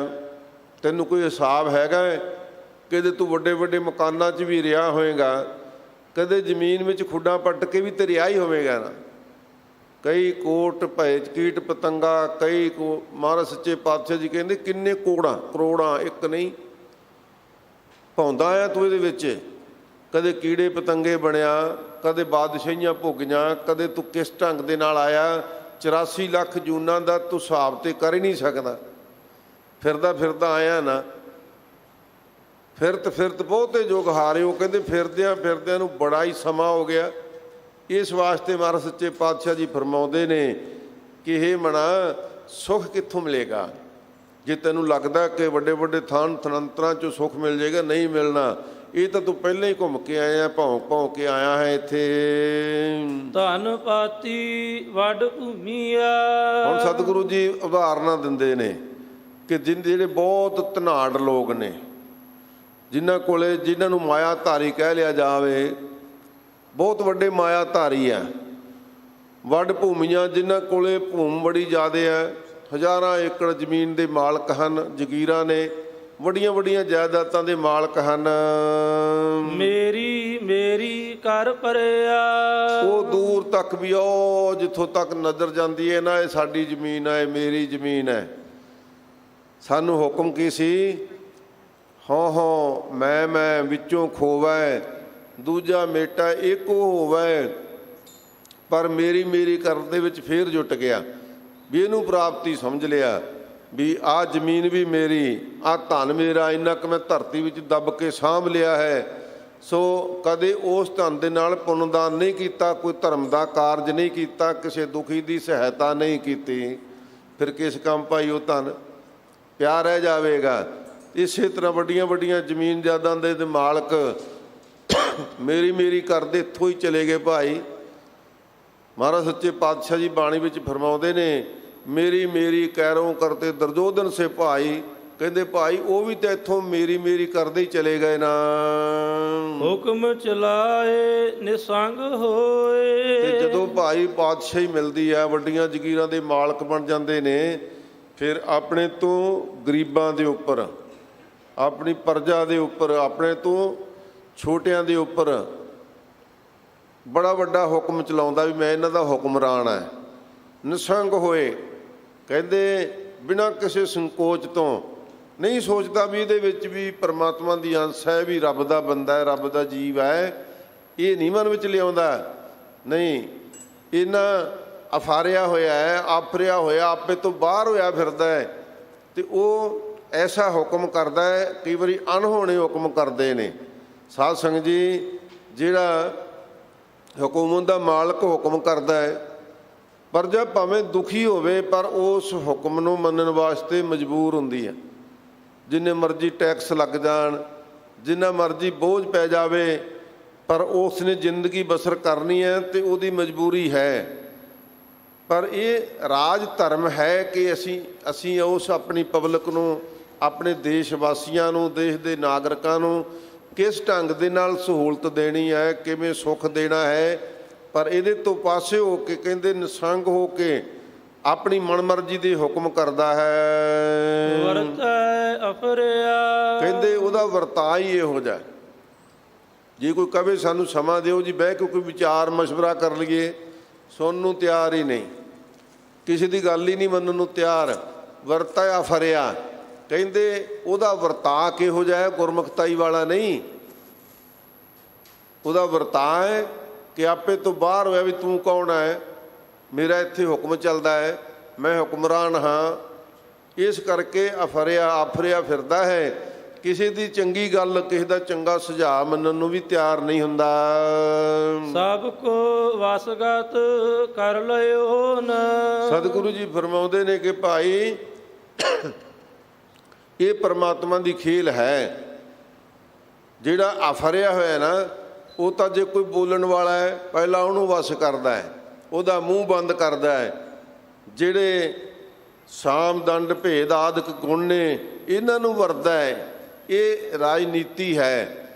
ਲੈ ਭਾਈ ਤੈਨੂੰ ਇੰਨਾ ਕੁ ਧਨ ਦੇ ਦਿੰਦਾ, ਤੂੰ ਸਹੀ ਫੈਸਲਾ ਨਹੀਂ ਕਰਨਾ, ਮੇਰੀ ਮਰਜ਼ੀ ਦਾ ਫੈਸਲਾ ਕਰਨਾ ਹੈ। ਹੁਕਮਰਾਨਾਂ ਨੂੰ, ਕਾਨੂੰਨਦਾਨਾਂ ਨੂੰ, ਸਾਧ ਸੰਗਤ ਜੀ, ਉਹਨਾਂ ਨੂੰ ਆਪਣੇ ਵੱਸ ਵਿੱਚ ਰੱਖਣਾ ਹੈ। ਇੱਥੇ ਦੇ ਕਾਨੂੰਨ, ਇੱਥੋਂ ਦੇ court, high court, supreme court ਕਿਹਦੇ ਹੱਥ ਵਿੱਚ ਹੋਣਗੇ? ਕਹਿੰਦੇ ਹੁਕਮਰਾਨ ਦੇ ਹੱਥ ਵਿੱਚ ਆ ਜਾਂਦੇ ਨੇ। ਫਿਰ ਆਪਣੇ ਢੰਗ ਦੇ ਨਾਲ ਉਹਨਾਂ ਨੂੰ ਆਪਣੇ ਵਸੀਕਰਨ ਕਰਕੇ ਰੱਖਦਾ ਹੈ ਕਿ ਤੁਸੀਂ ਜੋ ਹੁਕਮ ਦੇਣਾ ਹੈ ਮੇਰੀ ਮਰਜ਼ੀ ਤੋਂ ਬਾਹਰ ਨਹੀਂ ਦੇਣਾ, ਜੋ ਮੇਰੀ ਮਰਜ਼ੀ ਹੋਏਗੀ ਹੁਕਮ ਉਹ ਦੇਣਾ ਹੈ। ਅਤੇ ਦੁਨੀਆ ਨੂੰ ਦਿਖਾਉਣਾ ਵੀ ਅਸੀਂ ਕਾਨੂੰਨ ਦੇ ਮੁਤਾਬਕ ਚੱਲਦੇ ਹਾਂ, ਸਾਡੀ ਬਹੁਤ ਵੱਡੀ ਡੈਮੋਕ੍ਰੇਸੀ ਹੈ। ਇਹ ਗੱਲਾਂ ਵੀ ਕਹਿਣੀਆਂ ਪਰ ਮਨਮਰਜ਼ੀ ਵੀ ਕਰਨੀ ਹੈ। ਪਰ ਸਤਿਗੁਰੂ ਜੀ ਇਸ ਦਾ ਦੂਸਰਾ ਅਰਥ ਦੱਸਦੇ ਨੇ, ਸਭ ਕੋ ਵਸਗਤ ਕਰ ਲਿਓ। ਹੁਣ ਕਹਿੰਦੇ ਭਾਈ ਇਹ ਵਸ ਅਖੀਰ ਨੂੰ ਪ੍ਰਮਾਤਮਾ ਦਾ ਹੀ ਹੈ, ਉਹਦੇ ਉੱਪਰ ਵੀ ਉਹਨਾਂ ਦਾ ਹੁਕਮ ਦਾ ਡੰਡਾ ਚੱਲਦਾ ਹੈ, ਇਹ ਸਮਝ ਲੈਣਾ ਚਾਹੀਦਾ ਹੈ। ਬਿਨ ਨਾਵੈ ਖਾਕ ਰਲਿਆ। ਇਸ ਕਰਕੇ ਉਹਦੇ ਹੁਕਮ ਦੀ ਏਡੀ ਵੱਡੀ ਸ਼ਕਤੀ ਹੈ ਕਿ ਜੇ ਵੱਡੀਆਂ ਵੱਡੀਆਂ ਸੱਤਾ ਨੂੰ ਹਾਸਲ ਕਰਕੇ, ਵੱਡੀਆਂ ਵੱਡੀਆਂ ਹਕੂਮਤਾਂ ਨੂੰ ਹਾਸਲ ਕਰਕੇ ਪ੍ਰਮਾਤਮਾ ਦਾ ਨਾਮ ਨਹੀਂ ਜਪਿਆ ਤੇ ਫਿਰ ਭਾਈ ਅਖੀਰ ਨੂੰ ਇਹ ਮਿੱਟੀ ਦੀ ਢੇਰੀ ਹੈ, ਖਾਕ ਵਿੱਚ ਰਲ ਜਾਵੇਗਾ। ਕੋਟ 33 ਸੇਵਕਾ। ਹੁਣ ਇੱਥੇ ਰਾਵਣ ਦੀ ਉਦਾਹਰਨ ਦਿੰਦੇ ਨੇ ਮਹਾਰਾਜ। ਜਿਹੜੇ ਵਿਦਵਾਨ ਮਹਾਂਪੁਰਖ ਜਾਂ ਭਾਈ ਟੀਕਾਕਾਰ ਵਿਦਵਾਨਾਂ ਨੇ ਇਹ ਅਰਥ ਕੀਤੇ ਨੇ ਨਾ, ਜਦੋਂ ਜਿਹੜਾ ਰਾਵਣ ਸੀ ਇਹ ਬਹੁਤ ਵੱਡਾ ਭਗਤ ਵੀ ਸੀਗਾ, ਇਹਦਾ ਰਾਜ ਵੀ ਬਹੁਤ ਵੱਡਾ ਸੀ। ਕਹਿੰਦੇ ਸਮੁੰਦਰਾਂ ਤੱਕ, ਪਹਾੜਾਂ ਤੱਕ ਬਹੁਤ ਵੱਡਾ ਰਾਜਾ ਸੀ ਇਹ। ਪਰ ਜਦੋਂ ਉਦਾਹਰਨ ਦਿੰਦੇ ਨੇ ਨਾ, ਹਜ਼ੂਰ ਫਰਮਾਉਂਦੇ ਨੇ, ਲੰਕਾ ਗੜ੍ਹ ਸੋਨੇ ਕਾ ਭਇਆ ਮੂਰਖ ਰਾਵਣ ਕਿਆ ਲੈ ਗਿਆ। ਫਿਰ ਕੀ ਲੈ ਗਿਆ ਭਾਈ? ਉਹ ਵਰਤਦਾ ਇੱਥੋਂ ਤੱਕ ਸੀ ਕਿ ਕਹਿੰਦੇ ਵਸੀਗਤ ਕਰਨ ਵਾਲੇ 33 ਕਰੋੜ ਦੇਵਤੇ ਵਸ ਕੀਤੇ ਹੋਏ ਸੀ। ਚੰਦ ਸੂਰ ਜਾ ਕੇ ਤਪਤ ਰਸੋਈ, ਬੈਸੰਤਰ ਜਾ ਕੇ ਕੱਪੜੇ ਧੋਈ। ਇਹ ਤਾਕਤਾਂ ਹਾਸਲ ਕੀਤੀਆਂ ਹੋਈਆਂ ਸੀ ਕਿ ਉਹਦੇ ਚੰਦ ਤੇ ਸੂਰਜ ਉਹਦੀ ਰਸੋਈ ਦੇ ਵਿੱਚ ਪਕਵਾਨ ਪਕਾਉਂਦੇ ਸਨ। ਦੇਵਤੇ ਮੰਨੇ ਗਏ ਨਾ ਇਹ। ਚੰਦ, ਸੂਰਜਾ, ਪੌਣ, ਪਾਣੀ, ਇਹ ਸਭ ਦੇਵਤੇ ਮੰਨੇ ਗਏ। ਪਰ ਇਹਦੇ ਸਾਰੇ ਨੌਕਰ ਸੀ। ਏਡੀ ਵੱਡੀ ਇਹਦੇ ਕੋਲੇ ਹਕੂਮਤ ਦੀ ਮਲਕੀਅਤ ਸੀ। ਕਹਿੰਦੇ 33 ਕਰੋੜ ਦੇਵਤਿਆਂ ਨੂੰ ਵੀ ਇਹਨੇ ਵਸ ਕੀਤਾ ਹੋਇਆ ਸੀ। ਸਿੱਧ ਸਾਧਕ ਦਰ ਖਰਿਆ। ਵੱਡੇ ਵੱਡੇ ਸਾਧਨਾ ਕਰਨ ਵਾਲੇ ਸਿੱਧ ਆਦਿਕ, ਜਤੀ ਆਦਿਕ, ਜੋਦੀ ਜੋਗੀ ਆਦਿਕ ਇਹਦੇ ਕੋਟ ਦੇ ਉੱਪਰ, ਇਹਦੇ ਕਿਲਿਆਂ ਦੇ ਪਹਿਰੇਦਾਰ ਬਣੇ ਹੋਏ ਸਨ। ਗਿਰੰਬਾਰੀ ਵੱਡ ਸਾਹਿਬੀ। ਕਹਿੰਦੇ ਗਿਰੰਬਾਰੀ ਵੱਡ ਸਾਹਿਬੀ। ਜਿਹੜੇ ਰਾਵਣ ਦਾ ਵੱਡੇ ਵੱਡੇ ਪਹਾੜਾਂ ਦੇ ਵਿੱਚ ਵੀ ਵੱਡੇ ਵੱਡੇ ਮਹੱਲ ਸੀਗੇ ਇਹਦੇ, ਤੇ ਬਾਰੀ ਨਾਮ ਪਾਣੀ ਦਾ ਹੈ। ਕਹਿੰਦੇ ਪਾਣੀ ਦੀਆਂ ਲਹਿਰਾਂ ਦੇ ਵਿੱਚ ਵੀ ਇਹਦਾ ਕੰਟਰੋਲ ਸੀ, ਇਹਦਾ ਰਾਜ ਚੱਲਦਾ ਸੀ। ਉੱਥੇ ਵੀ ਰਹਿਣ ਵਾਸਤੇ ਮਕਾਨ ਬਣਾਏ ਹੋਏ ਸਨ। ਕਹਿੰਦੇ ਏਡੇ ਵੱਡਾ ਇਹਦਾ ਪ੍ਰਬੰਧ ਸੀਗਾ। ਸਭ ਨਾਨਕ ਸੁਪਨ ਥੀਆ। ਤੇ ਫਿਰ ਭਾਈ ਕੀ ਬਣਿਆ? ਹੁਣ ਇਹਦਾ ਦੂਸਰਾ ਅਰਥ ਕਰੋ। ਗਿਰੰਬਾਰੀ ਵੱਡ ਸਾਹਿਬੀ। ਕਹਿੰਦੇ ਭਾਈ ਗਿਰ ਨਾਮ ਪਹਾੜ ਦਾ ਹੈ, ਗਿਰ ਨਾਮ ਹਾਥੀ ਦਾ ਵੀ ਆ। ਜੇ ਵੱਡੇ ਵੱਡੇ ਹਾਥੀਆਂ ਘੋੜਿਆਂ ਦੇ ਮਾਲਕ ਵੀ ਬਣ ਜਾਈਏ, ਅੱਜ ਕਾਰਾਂ ਦੇ, ਗੱਡੀਆਂ ਦੇ ਮਾਲਕ ਬਣ ਜਾਈਏ, ਤੇ ਮਹਾਰਾਜ ਸੱਚੇ ਪਾਤਸ਼ਾਹ ਜੀ ਕਹਿੰਦੇ ਭਾਈ ਇਹ ਜੀਵਨ ਜਿਹੜਾ ਨਾ, ਇਹ ਤਾਂ ਇੱਕ ਸੁਪਨੇ ਦੀ ਨਿਆਈ ਹੈ। ਅੱਜ ਦਾ ਦਿਨ ਬੀਤ ਗਿਆ, ਇਹ ਕੱਲ੍ਹ ਨੂੰ ਨਹੀਂ ਆਏਗਾ। ਕੱਲ੍ਹ ਨੂੰ ਨਵਾਂ ਦਿਨ ਆਏਗਾ। ਸਾਡੀ ਜ਼ਿੰਦਗੀ 'ਚੋਂ ਇੱਕ ਦਿਨ ਘਟਿਆ ਹੋਏਗਾ, ਕਿਉਂਕਿ ਹਜ਼ੂਰ ਦਾ ਹੁਕਮ ਹੈ, ਦਿਨ ਤੇ ਸਰ ਪਰ ਪੌਸੀ ਰਾਤ, ਰਹਿਣ ਗਈ ਫਿਰ ਹੋਏ ਪ੍ਰਭਾਤ। ਇਹ ਤੇ ਭਾਈ ਉਹਦਾ ਚੱਕਰ ਚੱਲਦਾ ਹੈ। ਇਹ ਹਲਟ ਜਿਹੜਾ ਚੱਲ ਰਿਹਾ ਹੈ, ਇਹ ਸਾਡੀ ਉਮਰਾ ਰੂਹ ਖੂਹ ਦੇ ਵਿੱਚ ਸਾਧ ਸੰਗਤ ਹਲਟੀ ਚੱਲ ਰਹੀ ਹੈ, ਦਿਨ ਰੈਡ ਚੱਲ ਰਹੀ ਹੈ। ਪਰ ਸਾਧ ਸੰਗਤ ਜਿਹੜਾ ਦਿਨ ਬੀਤ ਗਿਆ, ਜੋ ਦਿਨ ਆਵੈ ਸੋ ਦਿਨ ਜਾਹੀ, ਕਰਨਾ ਕੂਚ ਰਹਿਣ ਥਿਰ ਨਾਹੀ। ਕਹਿੰਦੇ ਇੱਥੇ ਤਾਂ ਰਹਿ ਨਹੀਂ ਸਕਦੇ, ਕੂਚ ਤੇ ਕਰਨਾ ਹੀ ਹੈ ਨਾ। ਜਦੋਂ ਕਹਿੰਦੇ ਇਹ ਸਮਾਂ ਆ ਗਿਆ, ਫਿਰ ਤੈਨੂੰ ਸੁਪਨਾ ਦਿਸੇਗਾ। ਸਾਧ ਸੰਗਤ ਜੀ, ਅੱਜ ਧੰਨ ਗੁਰੂ ਅੰਗਦ ਸਾਹਿਬ ਸੱਚੇ ਪਾਤਸ਼ਾਹ ਜੀ ਦੀ ਗੁਰਿਆਈ ਗੱਦੀ ਦਾ ਦਿਵਸ ਹੈ। ਸਾਰੇ ਸਿੱਖ ਜਗਤ ਨੂੰ ਸਭ ਗੁਰੂ ਨਾਨਕ ਨਾਮ ਲੇਵਾ ਸਿੱਖ ਸੰਗਤਾਂ ਨੂੰ ਲੱਖ ਲੱਖ ਵਧਾਈਆਂ ਹੋਣ।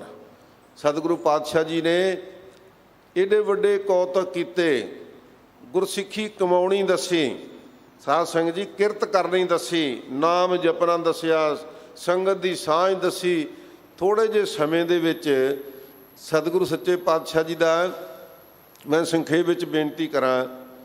ਜੋ ਮੱਤੇ ਦੀ ਸਰਾਂ ਅੱਜ ਕੱਲ੍ਹ ਮੁਕਤਸਰ ਜ਼ਿਲ੍ਹੇ ਦੇ ਵਿੱਚ ਮੱਤੇ ਦੀ ਸਰਾਂ, ਕਹਿੰਦੇ ਇਬਰਾਹੀਮ ਦੇ ਸਮੇਂ ਦੇ ਵਿੱਚ ਜਦੋਂ ਬਾਬਰ ਅਤੇ ਇਬਰਾਹੀਮ ਦੀ ਲੜਾਈ ਹੋਈ, ਇਹ ਮੱਤੇ ਦੀ ਸਰਾਂ ਉਦੋਂ ਢਹਿ ਢੇਰੀ ਹੋ ਗਈ, ਇਹ ਨਸ਼ਟ ਹੋ ਗਈ, ਥੇ ਬਣ ਗਈ। ਫਿਰ ਉੱਥੇ ਇੱਕ ਨਾਗਾ ਸਾਧੂ ਆਇਆ, ਉਹਨੇ ਉਹ ਤੋਂ ਨਾਲ ਹੀ ਥੋੜ੍ਹੀ ਜਿਹੀ ਦੂਰ 'ਤੇ ਇੱਕ ਪਿੰਡ ਵਸਾਇਆ। ਫਿਰ ਇਹਦਾ ਨਾਮ ਨਾਗੇ ਦੀ ਸਰਾਂ ਪੈ ਗਿਆ। ਪਹਿਲਾਂ ਮੱਤੇ ਦੀ ਸਰਾਂ ਸੀ, ਫਿਰ ਨਾਗੇ ਦੀ ਸਰਾਂ ਮਸ਼ਹੂਰ ਹੋ ਗਈ। ਸੋ ਇੱਥੇ ਦੇ ਵਸਨੀਕ ਅਕਾਲ ਪੁਰਖ ਵਾਹਿਗੁਰੂ ਦੀ ਰਹਿਮਤ ਦੇ ਪਾਤਰ ਬਾਬਾ ਫੇਰੂ ਜੀ, ਮਾਤਾ ਸੁਭਰਾਈ ਜੀ, ਜਿਹਦਾ ਨਾਮ ਦਇਆ ਕੌਰ ਵੀ ਹੈ, ਉਹਨਾਂ ਦੇ ਗ੍ਰਹਿ ਵਿਖੇ ਸਾਧ ਸੰਗਤ ਜੀ ਸਤਿਗੁਰੂ ਪਾਤਸ਼ਾਹ ਜੀ ਦਾ ਅਵਤਾਰ ਹੋਇਆ। 1504 ਈਸਵੀ ਵਿੱਚ ਸਾਧ ਸੰਗਤ ਜੀ ਮਹਾਰਾਜ ਸੱਚੇ ਪਾਤਸ਼ਾਹ ਨੇ ਅਵਤਾਰ ਧਾਰਿਆ। ਬੜਾ ਸੋਹਣਾ ਮਹਾਰਾਜ ਸੱਚੇ ਪਾਤਸ਼ਾਹ ਦਾ ਕਾਰੋਬਾਰ ਸੀ। ਇਤਿਹਾਸਕਾਰ ਤੇ ਲਿਖਦੇ ਨੇ ਰੇਸ਼ਮ ਦਾ ਕੰਮ ਵੀ ਵਪਾਰ ਕਰਦੇ ਸਨ, ਦੁਕਾਨਦਾਰੀ ਕਰਦੇ ਸਨ। ਪਰ ਜਦੋਂ ਇਹ ਸਾਰਾ ਪਿੰਡ ਦੁਕਾਨਾਂ ਇਹਨਾਂ ਦੀਆਂ ਢਹਿ ਢੇਰੀ ਹੋ ਗਈਆਂ, ਉਦੋਂ ਬਾਅਦ ਬਾਬਾ ਫੇਰੂ ਜੀ ਖਡੂਰ ਸਾਹਿਬ ਆ ਕੇ ਇੱਥੇ ਆ ਕੇ ਦੁਕਾਨਦਾਰੀ ਵੀ ਕਰਦੇ ਰਹੇ। ਅਤੇ ਉਹੋ ਹੀ ਜੱਦੀ ਪੁਸ਼ਤੀ ਕਾਰਜ ਨੂੰ ਲੈ ਕੇ ਬਾਬਾ ਲਹਿਣਾ ਜੀ ਪਹਿਲਾ ਨਾਂ ਸੀ, ਧੰਨ ਗੁਰੂ ਅੰਗਦ ਸਾਹਿਬ ਜੀ ਦਾ, ਇਹ ਵੀ ਦੁਕਾਨ ਕਰਦੇ ਰਹੇ। ਇੱਕ ਦਿਨ ਧੰਨ ਗੁਰੂ ਨਾਨਕ ਸਾਹਿਬ ਸੱਚੇ ਪਾਤਸ਼ਾਹ ਦਾ ਸਿੱਖ ਆਇਆ ਸੌਦਾ ਲੈਣ ਵਾਸਤੇ। ਕਹਿੰਦਾ ਜੀ ਆ ਮੈਨੂੰ 2 ਆਨੇ ਦੀ ਖੰਡ ਦੇ ਦਿਓ। 3 ਸੇਰ ਖੰਡ ਦੇ ਕੇ ਤੇ ਉਹਨੇ 1 ਲੱਪ ਹੋਰ ਬੁੱਕ ਭਰ ਕੇ ਪਾਤਾ ਉੱਤੇ। ਕਹਿੰਦੇ ਜੀ ਆਹ ਕਾਹਤੋਂ ਪਾਇਆ ਨਵਾਂ ਉੱਪਰ ਦੀ ਤੋਲ ਕੇ, ਜਾਂ ਤਾਂ ਤੋਲ 'ਚ ਹੀ ਪਾਉਂਦੇ ਇਹਨੂੰ, ਤੇ ਹੁਣ ਵੱਧ ਕਾਹਤੋਂ ਪਾਇਆ ਹੈ?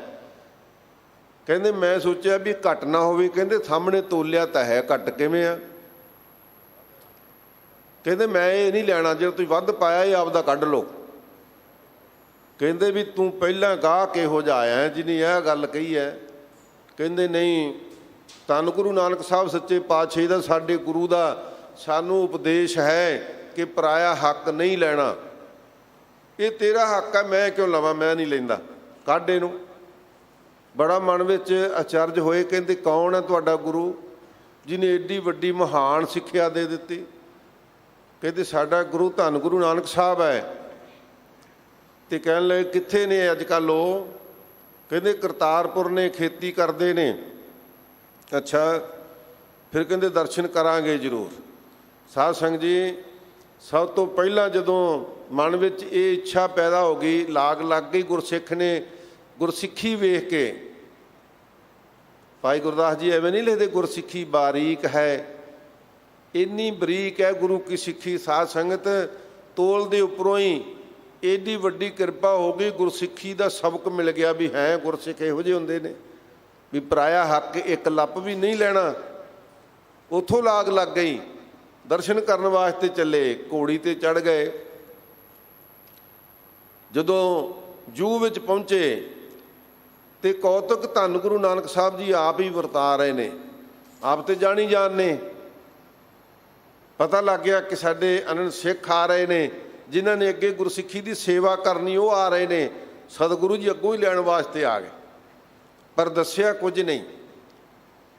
ਤੇ ਭਾਈ ਲਹਿਣਾ ਜੀ ਤੇ ਜਾਣਦੇ ਨਹੀਂ, ਹੱਥ ਜੋੜ ਕੇ ਪੁੱਛਿਆ ਵੀ ਅਸੀਂ ਧੰਨ ਗੁਰੂ ਨਾਨਕ ਸਾਹਿਬ ਜੀ ਦੇ ਦਰਸ਼ਨ ਕਰਨੇ ਆ, ਉਹਨਾਂ ਦਾ ਦਰਬਾਰ ਕਿੱਧਰ ਹੈ? ਕਹਿੰਦੇ ਆਓ ਲੈ ਚੱਲਦੇ ਹਾਂ। ਘੋੜੀ ਦੀਆਂ ਵਾਗਾਂ ਫੜੀਆਂ ਤੇ ਅੱਗੇ ਅੱਗੇ ਤੁਰ ਪਏ। ਧੰਨ ਗੁਰੂ ਨਾਨਕ ਸਾਹਿਬ ਸੱਚੇ ਪਾਤਸ਼ਾਹ, ਇਹੋ ਜਿਹਾ ਗੁਰੂ ਹੋਊ ਕੋਈ? ਸਾਧ ਸੰਗਤ ਜੀ ਭਾਈ ਲਹਿਣਾ ਜੀ ਘੋੜੀ 'ਤੇ ਬੈਠੇ ਨੇ ਤੇ ਗੁਰੂ ਨਾਨਕ ਸਾਹਿਬ ਜੀ ਪੈਦਲ ਜਾ ਰਹੇ ਨੇ, ਅੱਗੋਂ ਘੋੜੀ ਦੀ ਲਗਾਮ ਫੜੀ ਹੋਈ ਆ। ਲੈ ਗਏ, ਘਰ ਲੈ ਗਏ ਮਹਾਰਾਜ ਸੱਚੇ ਪਾਤਸ਼ਾਹ ਜੀ। ਦੱਸ ਦਿੱਤਾ ਭਾਈ ਘੋੜੀ ਉੱਥੇ ਬੰਨ੍ਹਦੇ ਤੇ ਉਹ ਦਰਵਾਜ਼ਾ ਉੱਥੋਂ ਦੀ ਅੰਦਰ ਚਲੇ ਜਾਓ। ਉਹ ਘੋੜੀ ਬੰਨ੍ਹਣ ਲੱਗਾ, ਸਤਿਗੁਰੂ ਪਾਤਸ਼ਾਹ ਜੀ ਆਪ ਅੱਗੇ ਜਾ ਕੇ ਆਸਣ 'ਤੇ ਸੱਜ ਗਏ। ਜਦੋਂ ਭਾਈ ਲਹਿਣੇ ਨੇ ਵੇਖਿਆ, ਅੱਗੇ ਜਾ ਕੇ ਦਰਸ਼ਨ ਕੀਤੇ, ਮੱਥਾ ਟੇਕਿਆ, ਦੀਦਾਰ ਕੀਤੇ ਵੀ ਇਹ ਤੇ ਉਹ ਆਪ ਹੀ ਨੇ, ਧੰਨ ਗੁਰੂ ਨਾਨਕ ਸਾਹਿਬ ਸੱਚੇ ਪਾਤਸ਼ਾਹ ਜੀ। ਫਿਰ ਡੰਡੌਤ ਬੰਦਨ ਕੀਤੀ ਲੰਮੇ ਪੈ ਕੇ ਕਿ ਧੰਨ ਗੁਰੂ ਨਾਨਕ ਸਾਹਿਬ ਸੱਚੇ ਪਾਤਸ਼ਾਹ ਆਪ ਜੀ ਦੀ ਵੱਡੀ ਕਮਾਈ। ਇਹ ਪਹਿਲੇ ਦਰਸ਼ਨਾਂ ਦੇ ਵਿੱਚ ਹੀ ਸਾਧ ਸੰਗਤ ਜੀ ਸਤਿਗੁਰੂ ਜੀ ਨੇ, ਭਾਈ ਲਹਿਣਾ ਜੀ ਵੀ ਭਰਪੂਰ ਹੋ ਗਏ ਤੇ ਧੰਨ ਗੁਰੂ ਨਾਨਕ ਸਾਹਿਬ ਜੀ ਨੇ ਵੀ ਐਸੀ ਕਿਰਪਾ ਦ੍ਰਿਸ਼ਟੀ ਕਰ ਦਿੱਤੀ। ਪੁੱਛਿਆ ਪੁਰਖਾ ਕੀ ਨਾਂ ਤੇਰਾ? ਕਹਿੰਦਾ ਸਤਿਗੁਰੂ ਜੀ ਮੇਰਾ ਨਾਂ ਲਹਿਣਾ ਹੈ। ਕਹਿੰਦੇ ਵਾਹ ਕੁਦਰਤ, ਤੂੰ ਐਸਾ ਮਿਲਾਪ ਕਰਾਇਆ, ਐਸਾ ਗੁਰਸਿੱਖ ਸਾਨੂੰ ਮਿਲਾਇਆ, ਐਸਾ ਪੁਰਖ ਮਿਲਾ ਦਿੱਤਾ ਹੈ ਤੇ ਭਾਈ ਤੂੰ ਲੈਣਾ ਤੇ ਅਸੀਂ ਦੇਣਾ।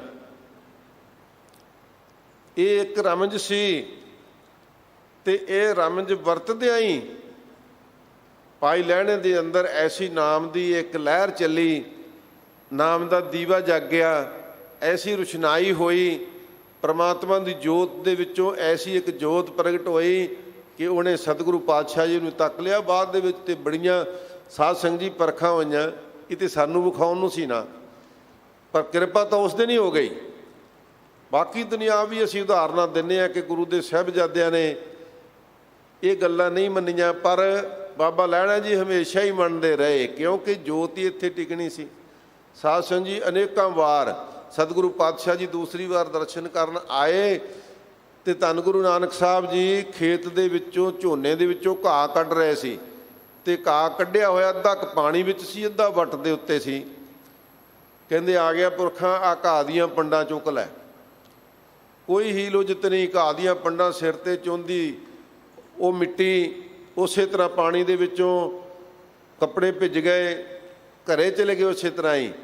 ਜਦੋਂ ਸਿੱਖ ਸੰਗਤ ਨੇ ਪੁੱਛਿਆ, ਸਾਡੇ ਮਾਤਾ ਜੀ ਨੇ ਪੁੱਛਿਆ ਕਿ ਆਹ ਕੀ ਕੀਤਾ? ਇਹਨਾਂ ਦੇ ਨਵੇਂ ਕੱਪੜੇ ਸੀ, ਤੁਹਾਡੇ ਦਰਸ਼ਨ ਕਰਨ ਆਏ ਸੀ, ਇਹਨਾਂ ਨੂੰ ਹੀ ਘਾਹ ਚਕਾ ਦਿੱਤਾ।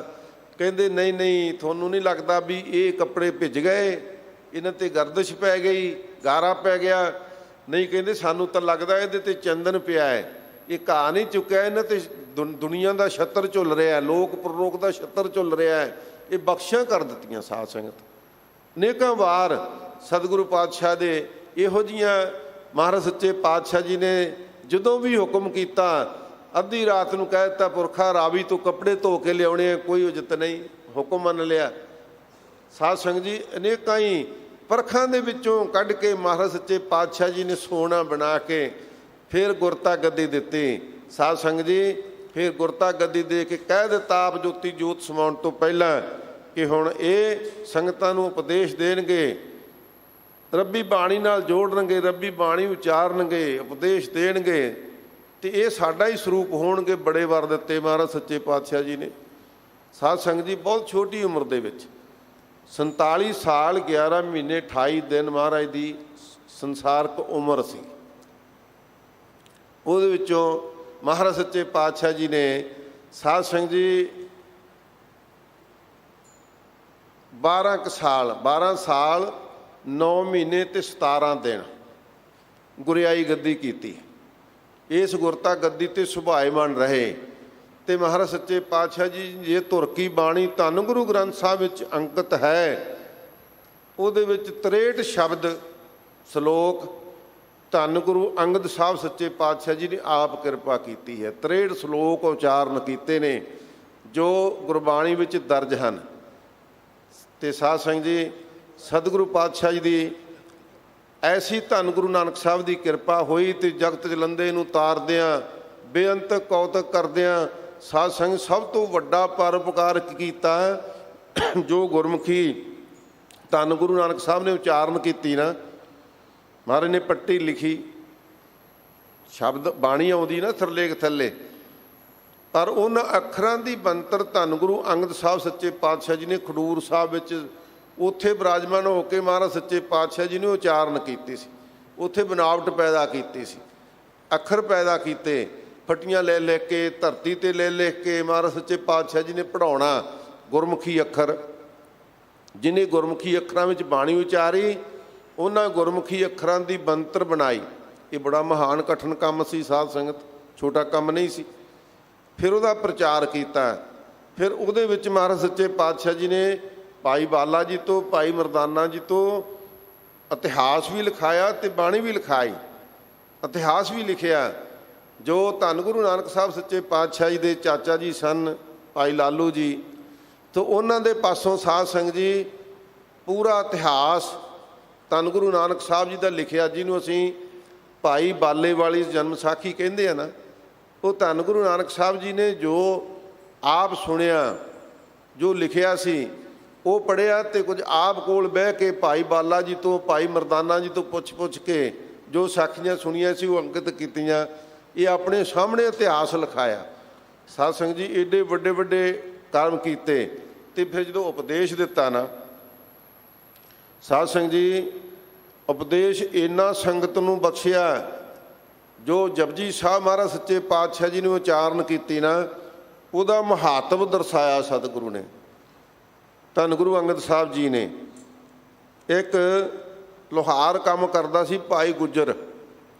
ਭਾਈ ਗੁੱਜਰ ਆਇਆ ਧੰਨ ਗੁਰੂ ਅੰਗਦ ਸਾਹਿਬ ਸੱਚੇ ਪਾਤਸ਼ਾਹ ਦੇ ਪਾਸ। ਉਹਨੇ ਬੇਨਤੀ ਕੀਤੀ ਕਿ ਮਹਾਰਾਜ ਸੱਚੇ ਪਾਤਸ਼ਾਹ ਜੀ, ਕੰਮਕਾਰ ਵਿੱਚ ਲੱਗੇ ਰਹਿੰਦੇ ਆ, ਗ੍ਰਸਤ ਜੀਵਨ ਇਸ ਤਰ੍ਹਾਂ ਬਤੀਤ ਹੋ ਰਿਹਾ ਹੈ, ਨਾ ਸਾਡੇ ਕੋਲ ਧਨ ਦੌਲਤ ਹੈ ਜਿਹਦੇ ਨਾਲ ਅਸੀਂ ਕੋਈ ਮਾਇਆ ਖਰਚ ਕੇ ਮਾਇਆ ਸਫਲੀ ਕਰ ਸਕੀਏ, ਨਾ ਸਮਾਂ ਮਿਲਦਾ ਹੈ ਜਿਹਦੇ ਨਾਲ ਹੱਥੀਂ ਸੇਵਾ ਕਰੀਏ। ਸਾਡੇ ਜੀਵਨ ਦਾ ਭਲਾ ਕਿਵੇਂ ਹੋਵੇਗਾ ਮਹਾਰਾਜ? ਸਾਡੇ ਤੇ ਮਿਹਰ ਕਰੋ, ਕਿਰਪਾ ਕਰੋ। ਸਤਿਗੁਰੂ ਪਾਤਸ਼ਾਹ ਜੀ ਨੇ ਪੁੱਛਿਆ, ਭਾਈ ਕੀ ਕੰਮ ਕਰਦਾ ਹੈ? ਕਹਿੰਦਾ ਜੀ ਮੈਂ ਲੋਹਾਰ ਹਾਂ, ਇਹੀ ਕੰਮ ਕਰਦਾ ਜੀ। ਕਿਸੇ ਦਾ ਰੰਬਾ ਬਣਾਤਾ, ਕਿਸੇ ਦੀ ਦਾਤਰੀ ਬਣਾਤੀ, ਕਿਸੇ ਦਾ ਕੁਝ ਕਰ ਦਿੱਤਾ। ਪਿੰਡ ਦੇ ਵਿੱਚ ਇਹੋ ਜਿਹੇ ਕੰਮ ਨੇ, ਉਹਦੇ ਨਾਲ ਗੁਜ਼ਾਰਾ ਚੱਲਦਾ। ਕਹਿੰਦੇ ਭਾਈ ਜਪਜੀ ਸਾਹਿਬ ਦਾ ਪਾਠ ਯਾਦ ਕਰ, ਤੇ ਕਾਰਜ ਕਰਨ ਤੋਂ ਪਹਿਲਾਂ ਸਾਵਧਾਨ ਹੋ ਕੇ ਜਪਜੀ ਸਾਹਿਬ ਜੀ ਦਾ ਪਾਠ ਕਰਿਆ ਕਰ। ਤੇ ਜੇ ਕੋਈ ਗਰੀਬ ਬੰਦਾ ਤੇਰੇ ਕੋਲੇ ਆ ਜਾਵੇ ਨਾ ਕੰਮ ਲੈ ਕੇ, ਵੀ ਆ ਮੇਰਾ ਕੰਮ ਕਰ ਦੇ, ਮੇਰਾ ਸੰਗਲ ਗੰਢ ਦੇ, ਮੇਰਾ ਰੰਬਾ ਬਣਾ ਦੇ, ਦਾਤਰੀ ਬਣਾ ਦੇ, ਕਹਿੰਦੇ ਤੂੰ ਇਹ ਨਹੀਂ ਦੇਖਣਾ ਵੀ ਇਹ ਗਰੀਬ ਹੈ ਤੇ ਮੈਂ ਇਹਦਾ ਕੰਮ ਬਾਅਦ 'ਚ ਕਰੂੰਗਾ, ਨਹੀਂ, ਉਹਦਾ ਕੰਮ ਪਹਿਲਾਂ ਕਰਨਾ।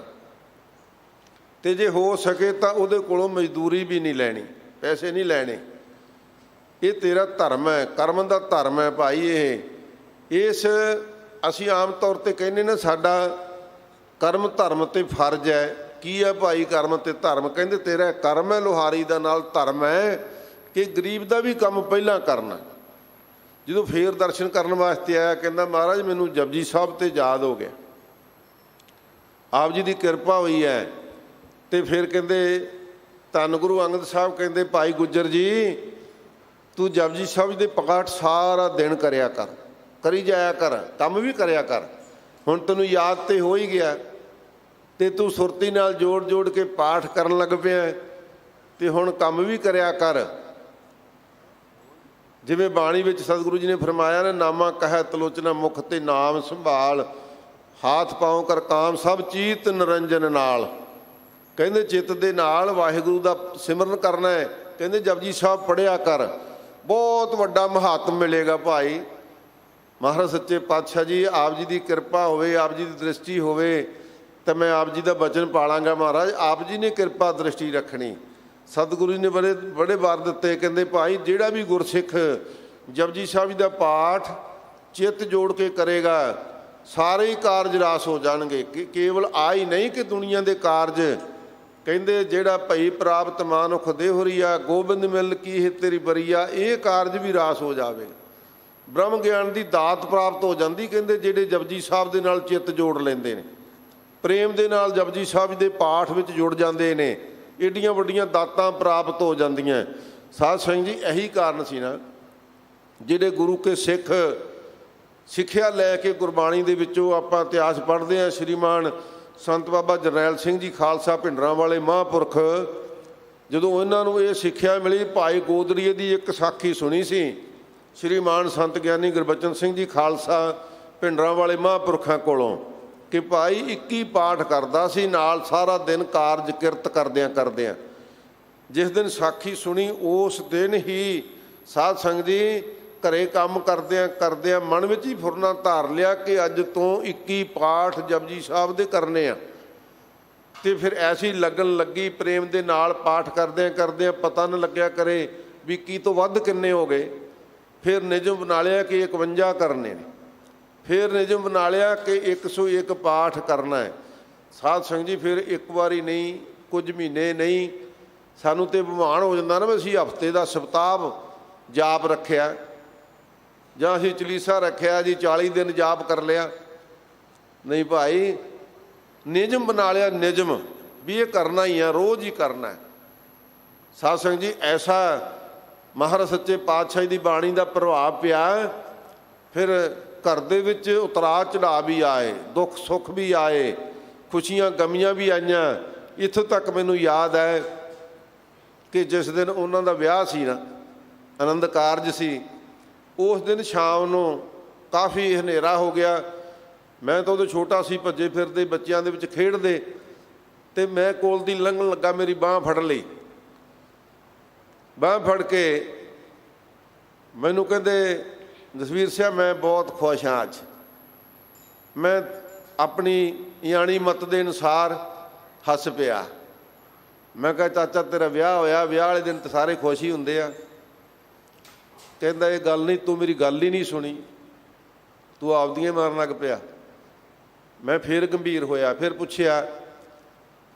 ਕਹਿੰਦੇ ਅੱਜ ਮੇਰੇ ਮਨ ਵਿੱਚ ਥੋੜ੍ਹਾ ਜਿਹਾ ਸ਼ੰਕਾ ਸੀ, ਥੋੜ੍ਹੀ ਜਿਹੀ ਚਿੰਤਾ ਸੀ ਕਿ ਅੱਜ ਸਾਰੇ ਹੀ ਰਿਸ਼ਤੇਦਾਰ, ਕਿਉਂਕਿ ਵੱਡਾ ਪਰਿਵਾਰ ਸੀ ਸਤਿਕਾਰਯੋਗ ਬਾਬਾ ਜੋਗਿੰਦਰ ਸਿੰਘ ਜੀ ਦਾ, ਕਹਿੰਦੇ ਸਾਰੇ ਹੀ ਪਰਿਵਾਰਕ ਰਿਸ਼ਤੇਦਾਰ ਆਉਣਗੇ ਅਤੇ ਮੇਰੇ ਕੋਲ ਹੀ ਬਹਿਣਗੇ, ਮੇਰੇ ਨਾਲ ਹਾਲ ਚਾਲ ਪੁੱਛਣਗੇ, ਅਤੇ ਮੇਰੇ ਕੋਲੋਂ ਅੱਜ 101 ਪਾਠ ਜਪਜੀ ਸਾਹਿਬ ਦਾ ਟਾਈਮ ਸਿਰ ਹੋਣਾ ਨਹੀਂ, ਮੈਨੂੰ ਸਾਰੀ ਰਾਤ ਪਾਠ 'ਤੇ ਲਾਉਣੀ ਪਊ। ਮੈਨੂੰ ਇਹ ਸੀ ਮਨ ਵਿੱਚ। ਪਰ ਕਹਿੰਦੇ ਸਤਿਗੁਰੂ ਜੀ ਨੇ ਐਸੀ ਕਿਰਪਾ ਕੀਤੀ ਕਿ ਜਿਹੜੇ ਆਉਣ ਜਾਣ ਵਾਲੇ ਗੁਰਮੁਖ ਪਿਆਰੇ ਸੀ, ਉਹਨਾਂ ਨੇ ਫਤਿਹ ਤੋਂ ਬਾਅਦ ਬਸ ਆਪੋ ਆਪ ਵਿੱਚ ਹੀ ਗੱਲਾਂ ਬਾਤਾਂ ਵਿੱਚ ਲੱਗ ਰਹੇ, ਮੈਨੂੰ ਕਿਸੇ ਨੇ ਡਿਸਟਰਬ ਨਹੀਂ ਕੀਤਾ। ਮੈਂ ਪਾਠ ਵਿੱਚ ਹੀ ਲੱਗਾ ਰਿਹਾ ਸਾਰਾ ਦਿਨ। ਮੈਂ ਪਾਠ ਕਰਦਿਆਂ ਸਤਿਗੁਰੂ ਕਲਗੀਧਰ ਪਾਤਸ਼ਾਹ ਦਾ ਸ਼ੁਕਰਾਨਾ ਕੀਤਾ ਕਿ ਮਹਾਰਾਜ ਸੱਚੇ ਪਾਤਸ਼ਾਹ ਜੀ, ਆਪ ਜੀ ਦਾ ਧੰਨਵਾਦ, ਆਪ ਜੀ ਨੇ ਕਿਰਪਾ ਕੀਤੀ। ਅੱਜ ਵੀ 101 ਪਾਠ ਸੂਰਜ ਛਿਪਣ ਤੋਂ ਪਹਿਲਾਂ ਹੀ ਹੋ ਗਿਆ। ਸਾਧ ਸੰਗਤ ਜੀ, ਇਹ ਗੁਰਸਿੱਖੀ, ਕਿੰਨੇ ਕੁ ਗੁਰਸਿੱਖ ਨੇ ਜਿਹੜੇ ਆਪਦੇ ਵਿਆਹ ਵਾਲੇ ਦਿਨ, ਆਪਦੇ ਆਨੰਦ ਕਾਰਜ ਵਾਲੇ ਦਿਨ ਵੀ ਇਸ ਗੱਲ 'ਤੇ ਸ਼ੁਕਰ ਕਰਨ, ਗੁਰੂ ਸਾਹਿਬ ਦਾ ਸ਼ੁਕਰਾਨਾ ਕਰਨ ਅਤੇ ਖੁਸ਼ੀ ਮਨਾਉਣ ਕਿ ਮਹਾਰਾਜ ਨੇ ਨਿਯਮ ਮੁਤਾਬਕ ਜਿੰਨਾ ਮੈਂ ਨਿਤਨੇਮ ਰੱਖਿਆ, ਉਹ ਸਤਿਗੁਰੂ ਨੇ ਅੱਜ ਵੀ ਮੈਥੋਂ ਪੂਰਾ ਕਰਵਾ ਲਿਆ। ਕੋਈ 18-20 ਘੰਟੇ ਦਾ ਨਿਯਮ ਸੀ, ਥੋੜਾ ਤਾਂ ਹੈ ਨਹੀਂ ਸੀ ਭਾਈ। ਫਿਰ ਵੀ ਇੰਨੀਆਂ ਖੁਸ਼ੀਆਂ ਮਨਾ ਕੇ ਸਾਧ ਸੰਗਤ ਇਹ ਸਿੱਖਿਆ ਮਿਲੀ। ਧੰਨ ਗੁਰੂ ਅੰਗਦ ਸਾਹਿਬ ਸੱਚੇ ਪਾਤਸ਼ਾਹ ਦੀ ਇਹ ਕਿਰਪਾ ਵੀ ਗੁਰਸਿੱਖਾਂ ਦੇ ਉੱਪਰ, ਅਤੇ ਭਾਈ ਜਪਜੀ ਸਾਹਿਬ ਦਾ ਪ੍ਰਭਾਵ ਤਾਂ ਅੱਜ ਸਾਰੇ ਆਪਾਂ ਦੇਖਦੇ ਹਾਂ। ਕੱਲ੍ਹ ਵੀ ਬਾਣੀ ਦੇ ਵਿੱਚ ਸ਼ਬਦ ਆਇਆ ਸੀ ਨਾ ਕਿ ਸਤਿਗੁਰੂ ਪਾਤਸ਼ਾਹ ਜੀ ਜਿਹਦੇ ਵਿੱਚ ਨਾਮ ਦੀ ਜੋਤ ਜਗਾ ਦੇਣ ਅਤੇ ਉਹਦਾ ਫਿਰ ਸਾਰੀ ਦੁਨੀਆ 'ਚ ਚਾਨਣ ਹੋ ਜਾਂਦਾ ਹੈ। ਇੱਕ ਸ਼ਬਦ ਕਵੇ, ਉਹਦਾ ਪ੍ਰਭਾਵ ਦੁਨੀਆ ਵਿੱਚ ਚਲਿਆ ਜਾਂਦਾ, ਕਿਉਂਕਿ ਅੰਦਰ ਜੋਤ, ਪਰਮਾਤਮਾ ਨਾਲ ਜੋਤ ਮਿਲੀ ਹੋਈ, ਮਨ ਤੋਂ ਜੋਤ ਸਰੂਪ ਹੈ, ਉਸ ਮੂਲ ਨੂੰ ਸਮਝ ਲਿਆ ਹੁੰਦਾ। ਇਸ ਵਾਸਤੇ ਭਾਈ ਇਹ ਸਤਿਗੁਰੂ ਦੀ ਕਿਰਪਾ ਹੁੰਦੀ, ਬਖਸ਼ਿਸ਼ ਹੁੰਦੀ ਹੈ। ਇੱਕ ਮੈਂ ਦੋਵੇਂ ਹੱਥ ਜੋੜ ਕੇ ਸਾਧ ਸੰਗਤ ਤੋਂ, ਸਾਧ ਸੰਗਤ ਜੀ ਖਿਮਾ ਚਾਹੁੰਦਾ ਹਾਂ। ਕੱਲ੍ਹ ਕਥਾ ਕਰਦਿਆਂ ਦਾਸ ਨੇ ਬਾਬਾ ਫਰੀਦ ਜੀ ਦਾ ਸ਼ਬਦ ਦੇ ਉੱਪਰ ਦਾਸ ਨੇ ਕਹਿ ਦਿੱਤਾ ਕਿ ਇਹ ਭਗਤ ਕਬੀਰ ਜੀ ਦਾ ਸ਼ਬਦ ਹੈ। ਫਰੀਦਾ ਸ਼ੱਕਰ ਖੰਡ ਨਵਾਤ ਗੁੜ ਮਾਖਿਓ ਮੱਝ ਦੁੱਧ, ਇਹ ਭਗਤ ਬਾਬਾ ਫਰੀਦ ਜੀ ਦਾ ਸ਼ਬਦ ਆ। ਦਾਸ ਨੇ ਕੱਲ੍ਹ ਬਾਬਾ ਕਬੀਰ ਜੀ ਦਾ ਕਹਿ ਦਿੱਤਾ। ਖਿਮਾ ਕਰਨਾ ਸਾਧ ਸੰਗਤ, ਸਾਰੀ ਸੰਗਤ, ਕਿਉਂਕਿ ਦੂਰ ਤੱਕ ਗੁਰੂ ਕੇ ਪਿਆਰੇ ਸੁਣਦੇ ਨੇ, ਕਿਸੇ ਗੁਰਮੁਖ ਪਿਆਰੇ ਨੇ, ਨਹੀਂ ਤਾਂ ਵਡਿਆਈ ਕਰਨ ਵਾਲੇ ਹੁੰਦੇ ਆ, ਬੱਲੇ ਬੱਲੇ ਸਿੰਘ ਸਾਹਿਬ ਜੀ ਬੜੀ ਸੋਹਣੀ ਕਥਾ ਕਰਤੀ। ਪਰ ਕੁਝ ਗੁਰੂ ਕੇ ਪਿਆਰੇ ਮਹਾਰਾਜ ਨਾਲ ਜੁੜੇ ਹੁੰਦੇ ਆ, ਉਹ ਉਕਤੀਆਂ ਸੁਧਾਰ ਦਿੰਦੇ ਨੇ, ਗਲਤੀਆਂ ਦੇ ਵਿੱਚ ਧਿਆਨ ਦੇ ਜੋੜ ਦਿੰਦੇ ਨੇ ਵੀ ਭਾਈ ਗਾਂ ਤੋਂ ਆ ਗਲਤੀ ਨਹੀਂ ਕਰਨੀ। ਉਹਨਾਂ ਦਾ ਵੀ ਧੰਨਵਾਦ, ਅਤੇ ਸਾਰੀ ਸੰਗਤ ਤੋਂ ਵੀ ਦਾਸ ਖਿਮਾ ਚਾਹੁੰਦਾ ਹੈ। ਸਤਿਗੁਰੂ ਨੇ ਇਹ ਕਿਰਪਾ ਕੀਤੀ ਹੈ। ਸਤਿਗੁਰੂ ਜੀ ਫਰਮਾਉਂਦੇ ਹਨ, ਗਿਰੰਬਾਰੀ ਵਡ ਸਾਹਿਬੀ ਸਭ ਨਾਨਕ ਸੁਪਨ ਥੀਆ। ਸਤਿਗੁਰੂ ਜੀ ਫਰਮਾਉਂਦੇ ਨੇ ਕਿ ਭਾਈ ਇਹ ਵੱਡੀਆਂ ਜਿਹੜੀਆਂ ਕੋਠੀਆਂ, ਮਹਿਲ, ਇਹ ਸਾਰੇ ਕਹਿੰਦੇ ਸੁਪਨੇ ਦੀ ਨਿਆਈ ਹੈ। ਮਹਾਰਾਜ ਕਹਿੰਦੇ ਇਹਨੂੰ ਸਮਝ ਲੈਣਾ ਚਾਹੀਦਾ ਹੈ ਕਿ ਇਹ ਸਾਰਾ ਸੁਪਨਾ ਹੀ ਹੈ। ਇੱਕ ਵੱਡਾ ਸੁਪਨਾ ਦੇਖ ਰਹੇ ਹੈ, ਪਰ ਜਦੋਂ ਅੱਖ ਖੁੱਲ੍ਹੇਗੀ, ਸਮਾਂ ਬੀਤ ਚੁੱਕਾ ਹੋਵੇਗਾ, ਫਿਰ ਪਛਤਾਵਾ ਹੀ ਹੱਥ ਵਿੱਚ ਰਹਿ ਜਾਵੇਗਾ। ਇਹ ਮਨਾ ਤੂੰ ਇਹਨਾਂ ਜਿਹੜੀਆਂ ਬਿਨਸ ਜਾਣ ਵਾਲੀਆਂ ਮੜੀਆਂ ਸੀ, ਮਾੜੀਆਂ ਸੀ, ਮਹਿਲ ਸੀ, ਇਹਨਾਂ ਵਿੱਚ ਹੀ ਖਚਤ ਹੋਇਆ ਰਹਿਣਾ।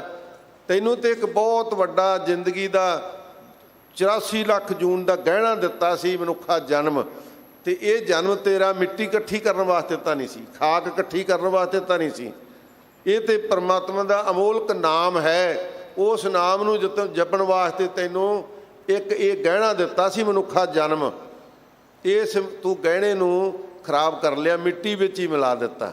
ਇਸ ਵਾਸਤੇ ਸਤਿਗੁਰੂ ਪਾਤਸ਼ਾਹ ਜੀ ਫਰਮਾਉਂਦੇ ਨੇ ਕਿ ਭਾਈ ਪਰਮਾਤਮਾ ਦਾ ਨਾਮ ਰੂਪ ਗਹਿਣਾ ਜੀ ਨੇ ਪ੍ਰਾਪਤ ਕਰ ਲਿਆ, ਉਹ ਦੁਨੀਆ 'ਚੋਂ ਲਾਹਾ ਖੱਟ ਕੇ ਗਏ ਨੇ। ਸੋ ਸਾਧ ਸੰਗਤ ਜੀ ਇੰਨੀਆਂ ਬੇਨਤੀਆਂ ਪ੍ਰਵਾਨ ਕਰਨੀਆਂ, ਜਿਨ੍ਹਾਂ ਨੇ ਅੰਮ੍ਰਿਤ ਨਹੀਂ ਛਕਿਆ ਅੰਮ੍ਰਿਤ ਛਕੋ, ਗੁਰੂ ਵਾਲੇ ਬਣੋ, ਸਤਿਗੁਰੂ ਪਾਤਸ਼ਾਹ ਦੀ ਕਿਰਪਾ ਦੇ ਪਾਤਰ ਬਣੋ।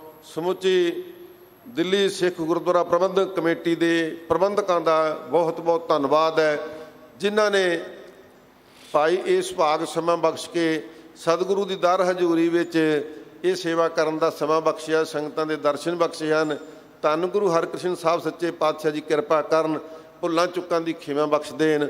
ਨਾਲ ਹੀ ਸਿੰਘ ਸਾਹਿਬ ਭਾਈ ਰਣਜੀਤ ਸਿੰਘ ਜੀ, ਜਿਹੜੇ ਬੜੇ ਪਿਆਰ ਦੇ ਨਾਲ ਸਾਧ ਸੰਗਤ ਜੀ ਵੱਖ-ਵੱਖ ਸਮੇਂ 'ਤੇ ਕਥਾਕਾਰ ਵਿਦਵਾਨਾਂ ਨੂੰ ਬੁਲਾ ਕੇ ਸੰਗਤਾਂ ਦੇ ਦਰਸ਼ਨ ਕਰਵਾਉਂਦੇ ਨੇ। ਉੱਥੇ ਮੇਰੇ ਵਰਗੇ ਅਣਜਾਣ ਨੂੰ ਵੀ ਵਿੱਚ ਸੱਦ ਲੈਂਦੇ ਨੇ ਕਿ ਚਲੋ ਇਹਦੇ ਵਿੱਚ ਸਮਾਂ ਲੰਘ ਜਾਊਗਾ। ਜਿੱਥੇ ਵੱਡੇ ਵੱਡੇ ਵਿਦਵਾਨ ਮਹਾਂਪੁਰਖ ਸੰਤ ਭਗਤ ਆਉਂਦੇ ਨੇ, ਉੱਥੇ ਕੋਈ ਅਣਜਾਣ ਵੀ ਆਵੇ ਤਾਂ ਉਹਦਾ ਸਮਾਂ ਲੰਘ ਹੀ ਜਾਂਦਾ ਵਿੱਚ।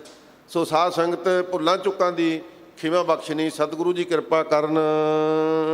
ਕੋਟ 33 ਸੇਵਕਾ ਸਿੱਧ ਸਾਧਕ ਦਰ ਖਰਿਆ, ਗਿਰੰਬਾਰੀ ਬੜ ਸਾਵੀ ਸਭ ਨਾਨਕ ਸੁਪਨ ਥੀਆ।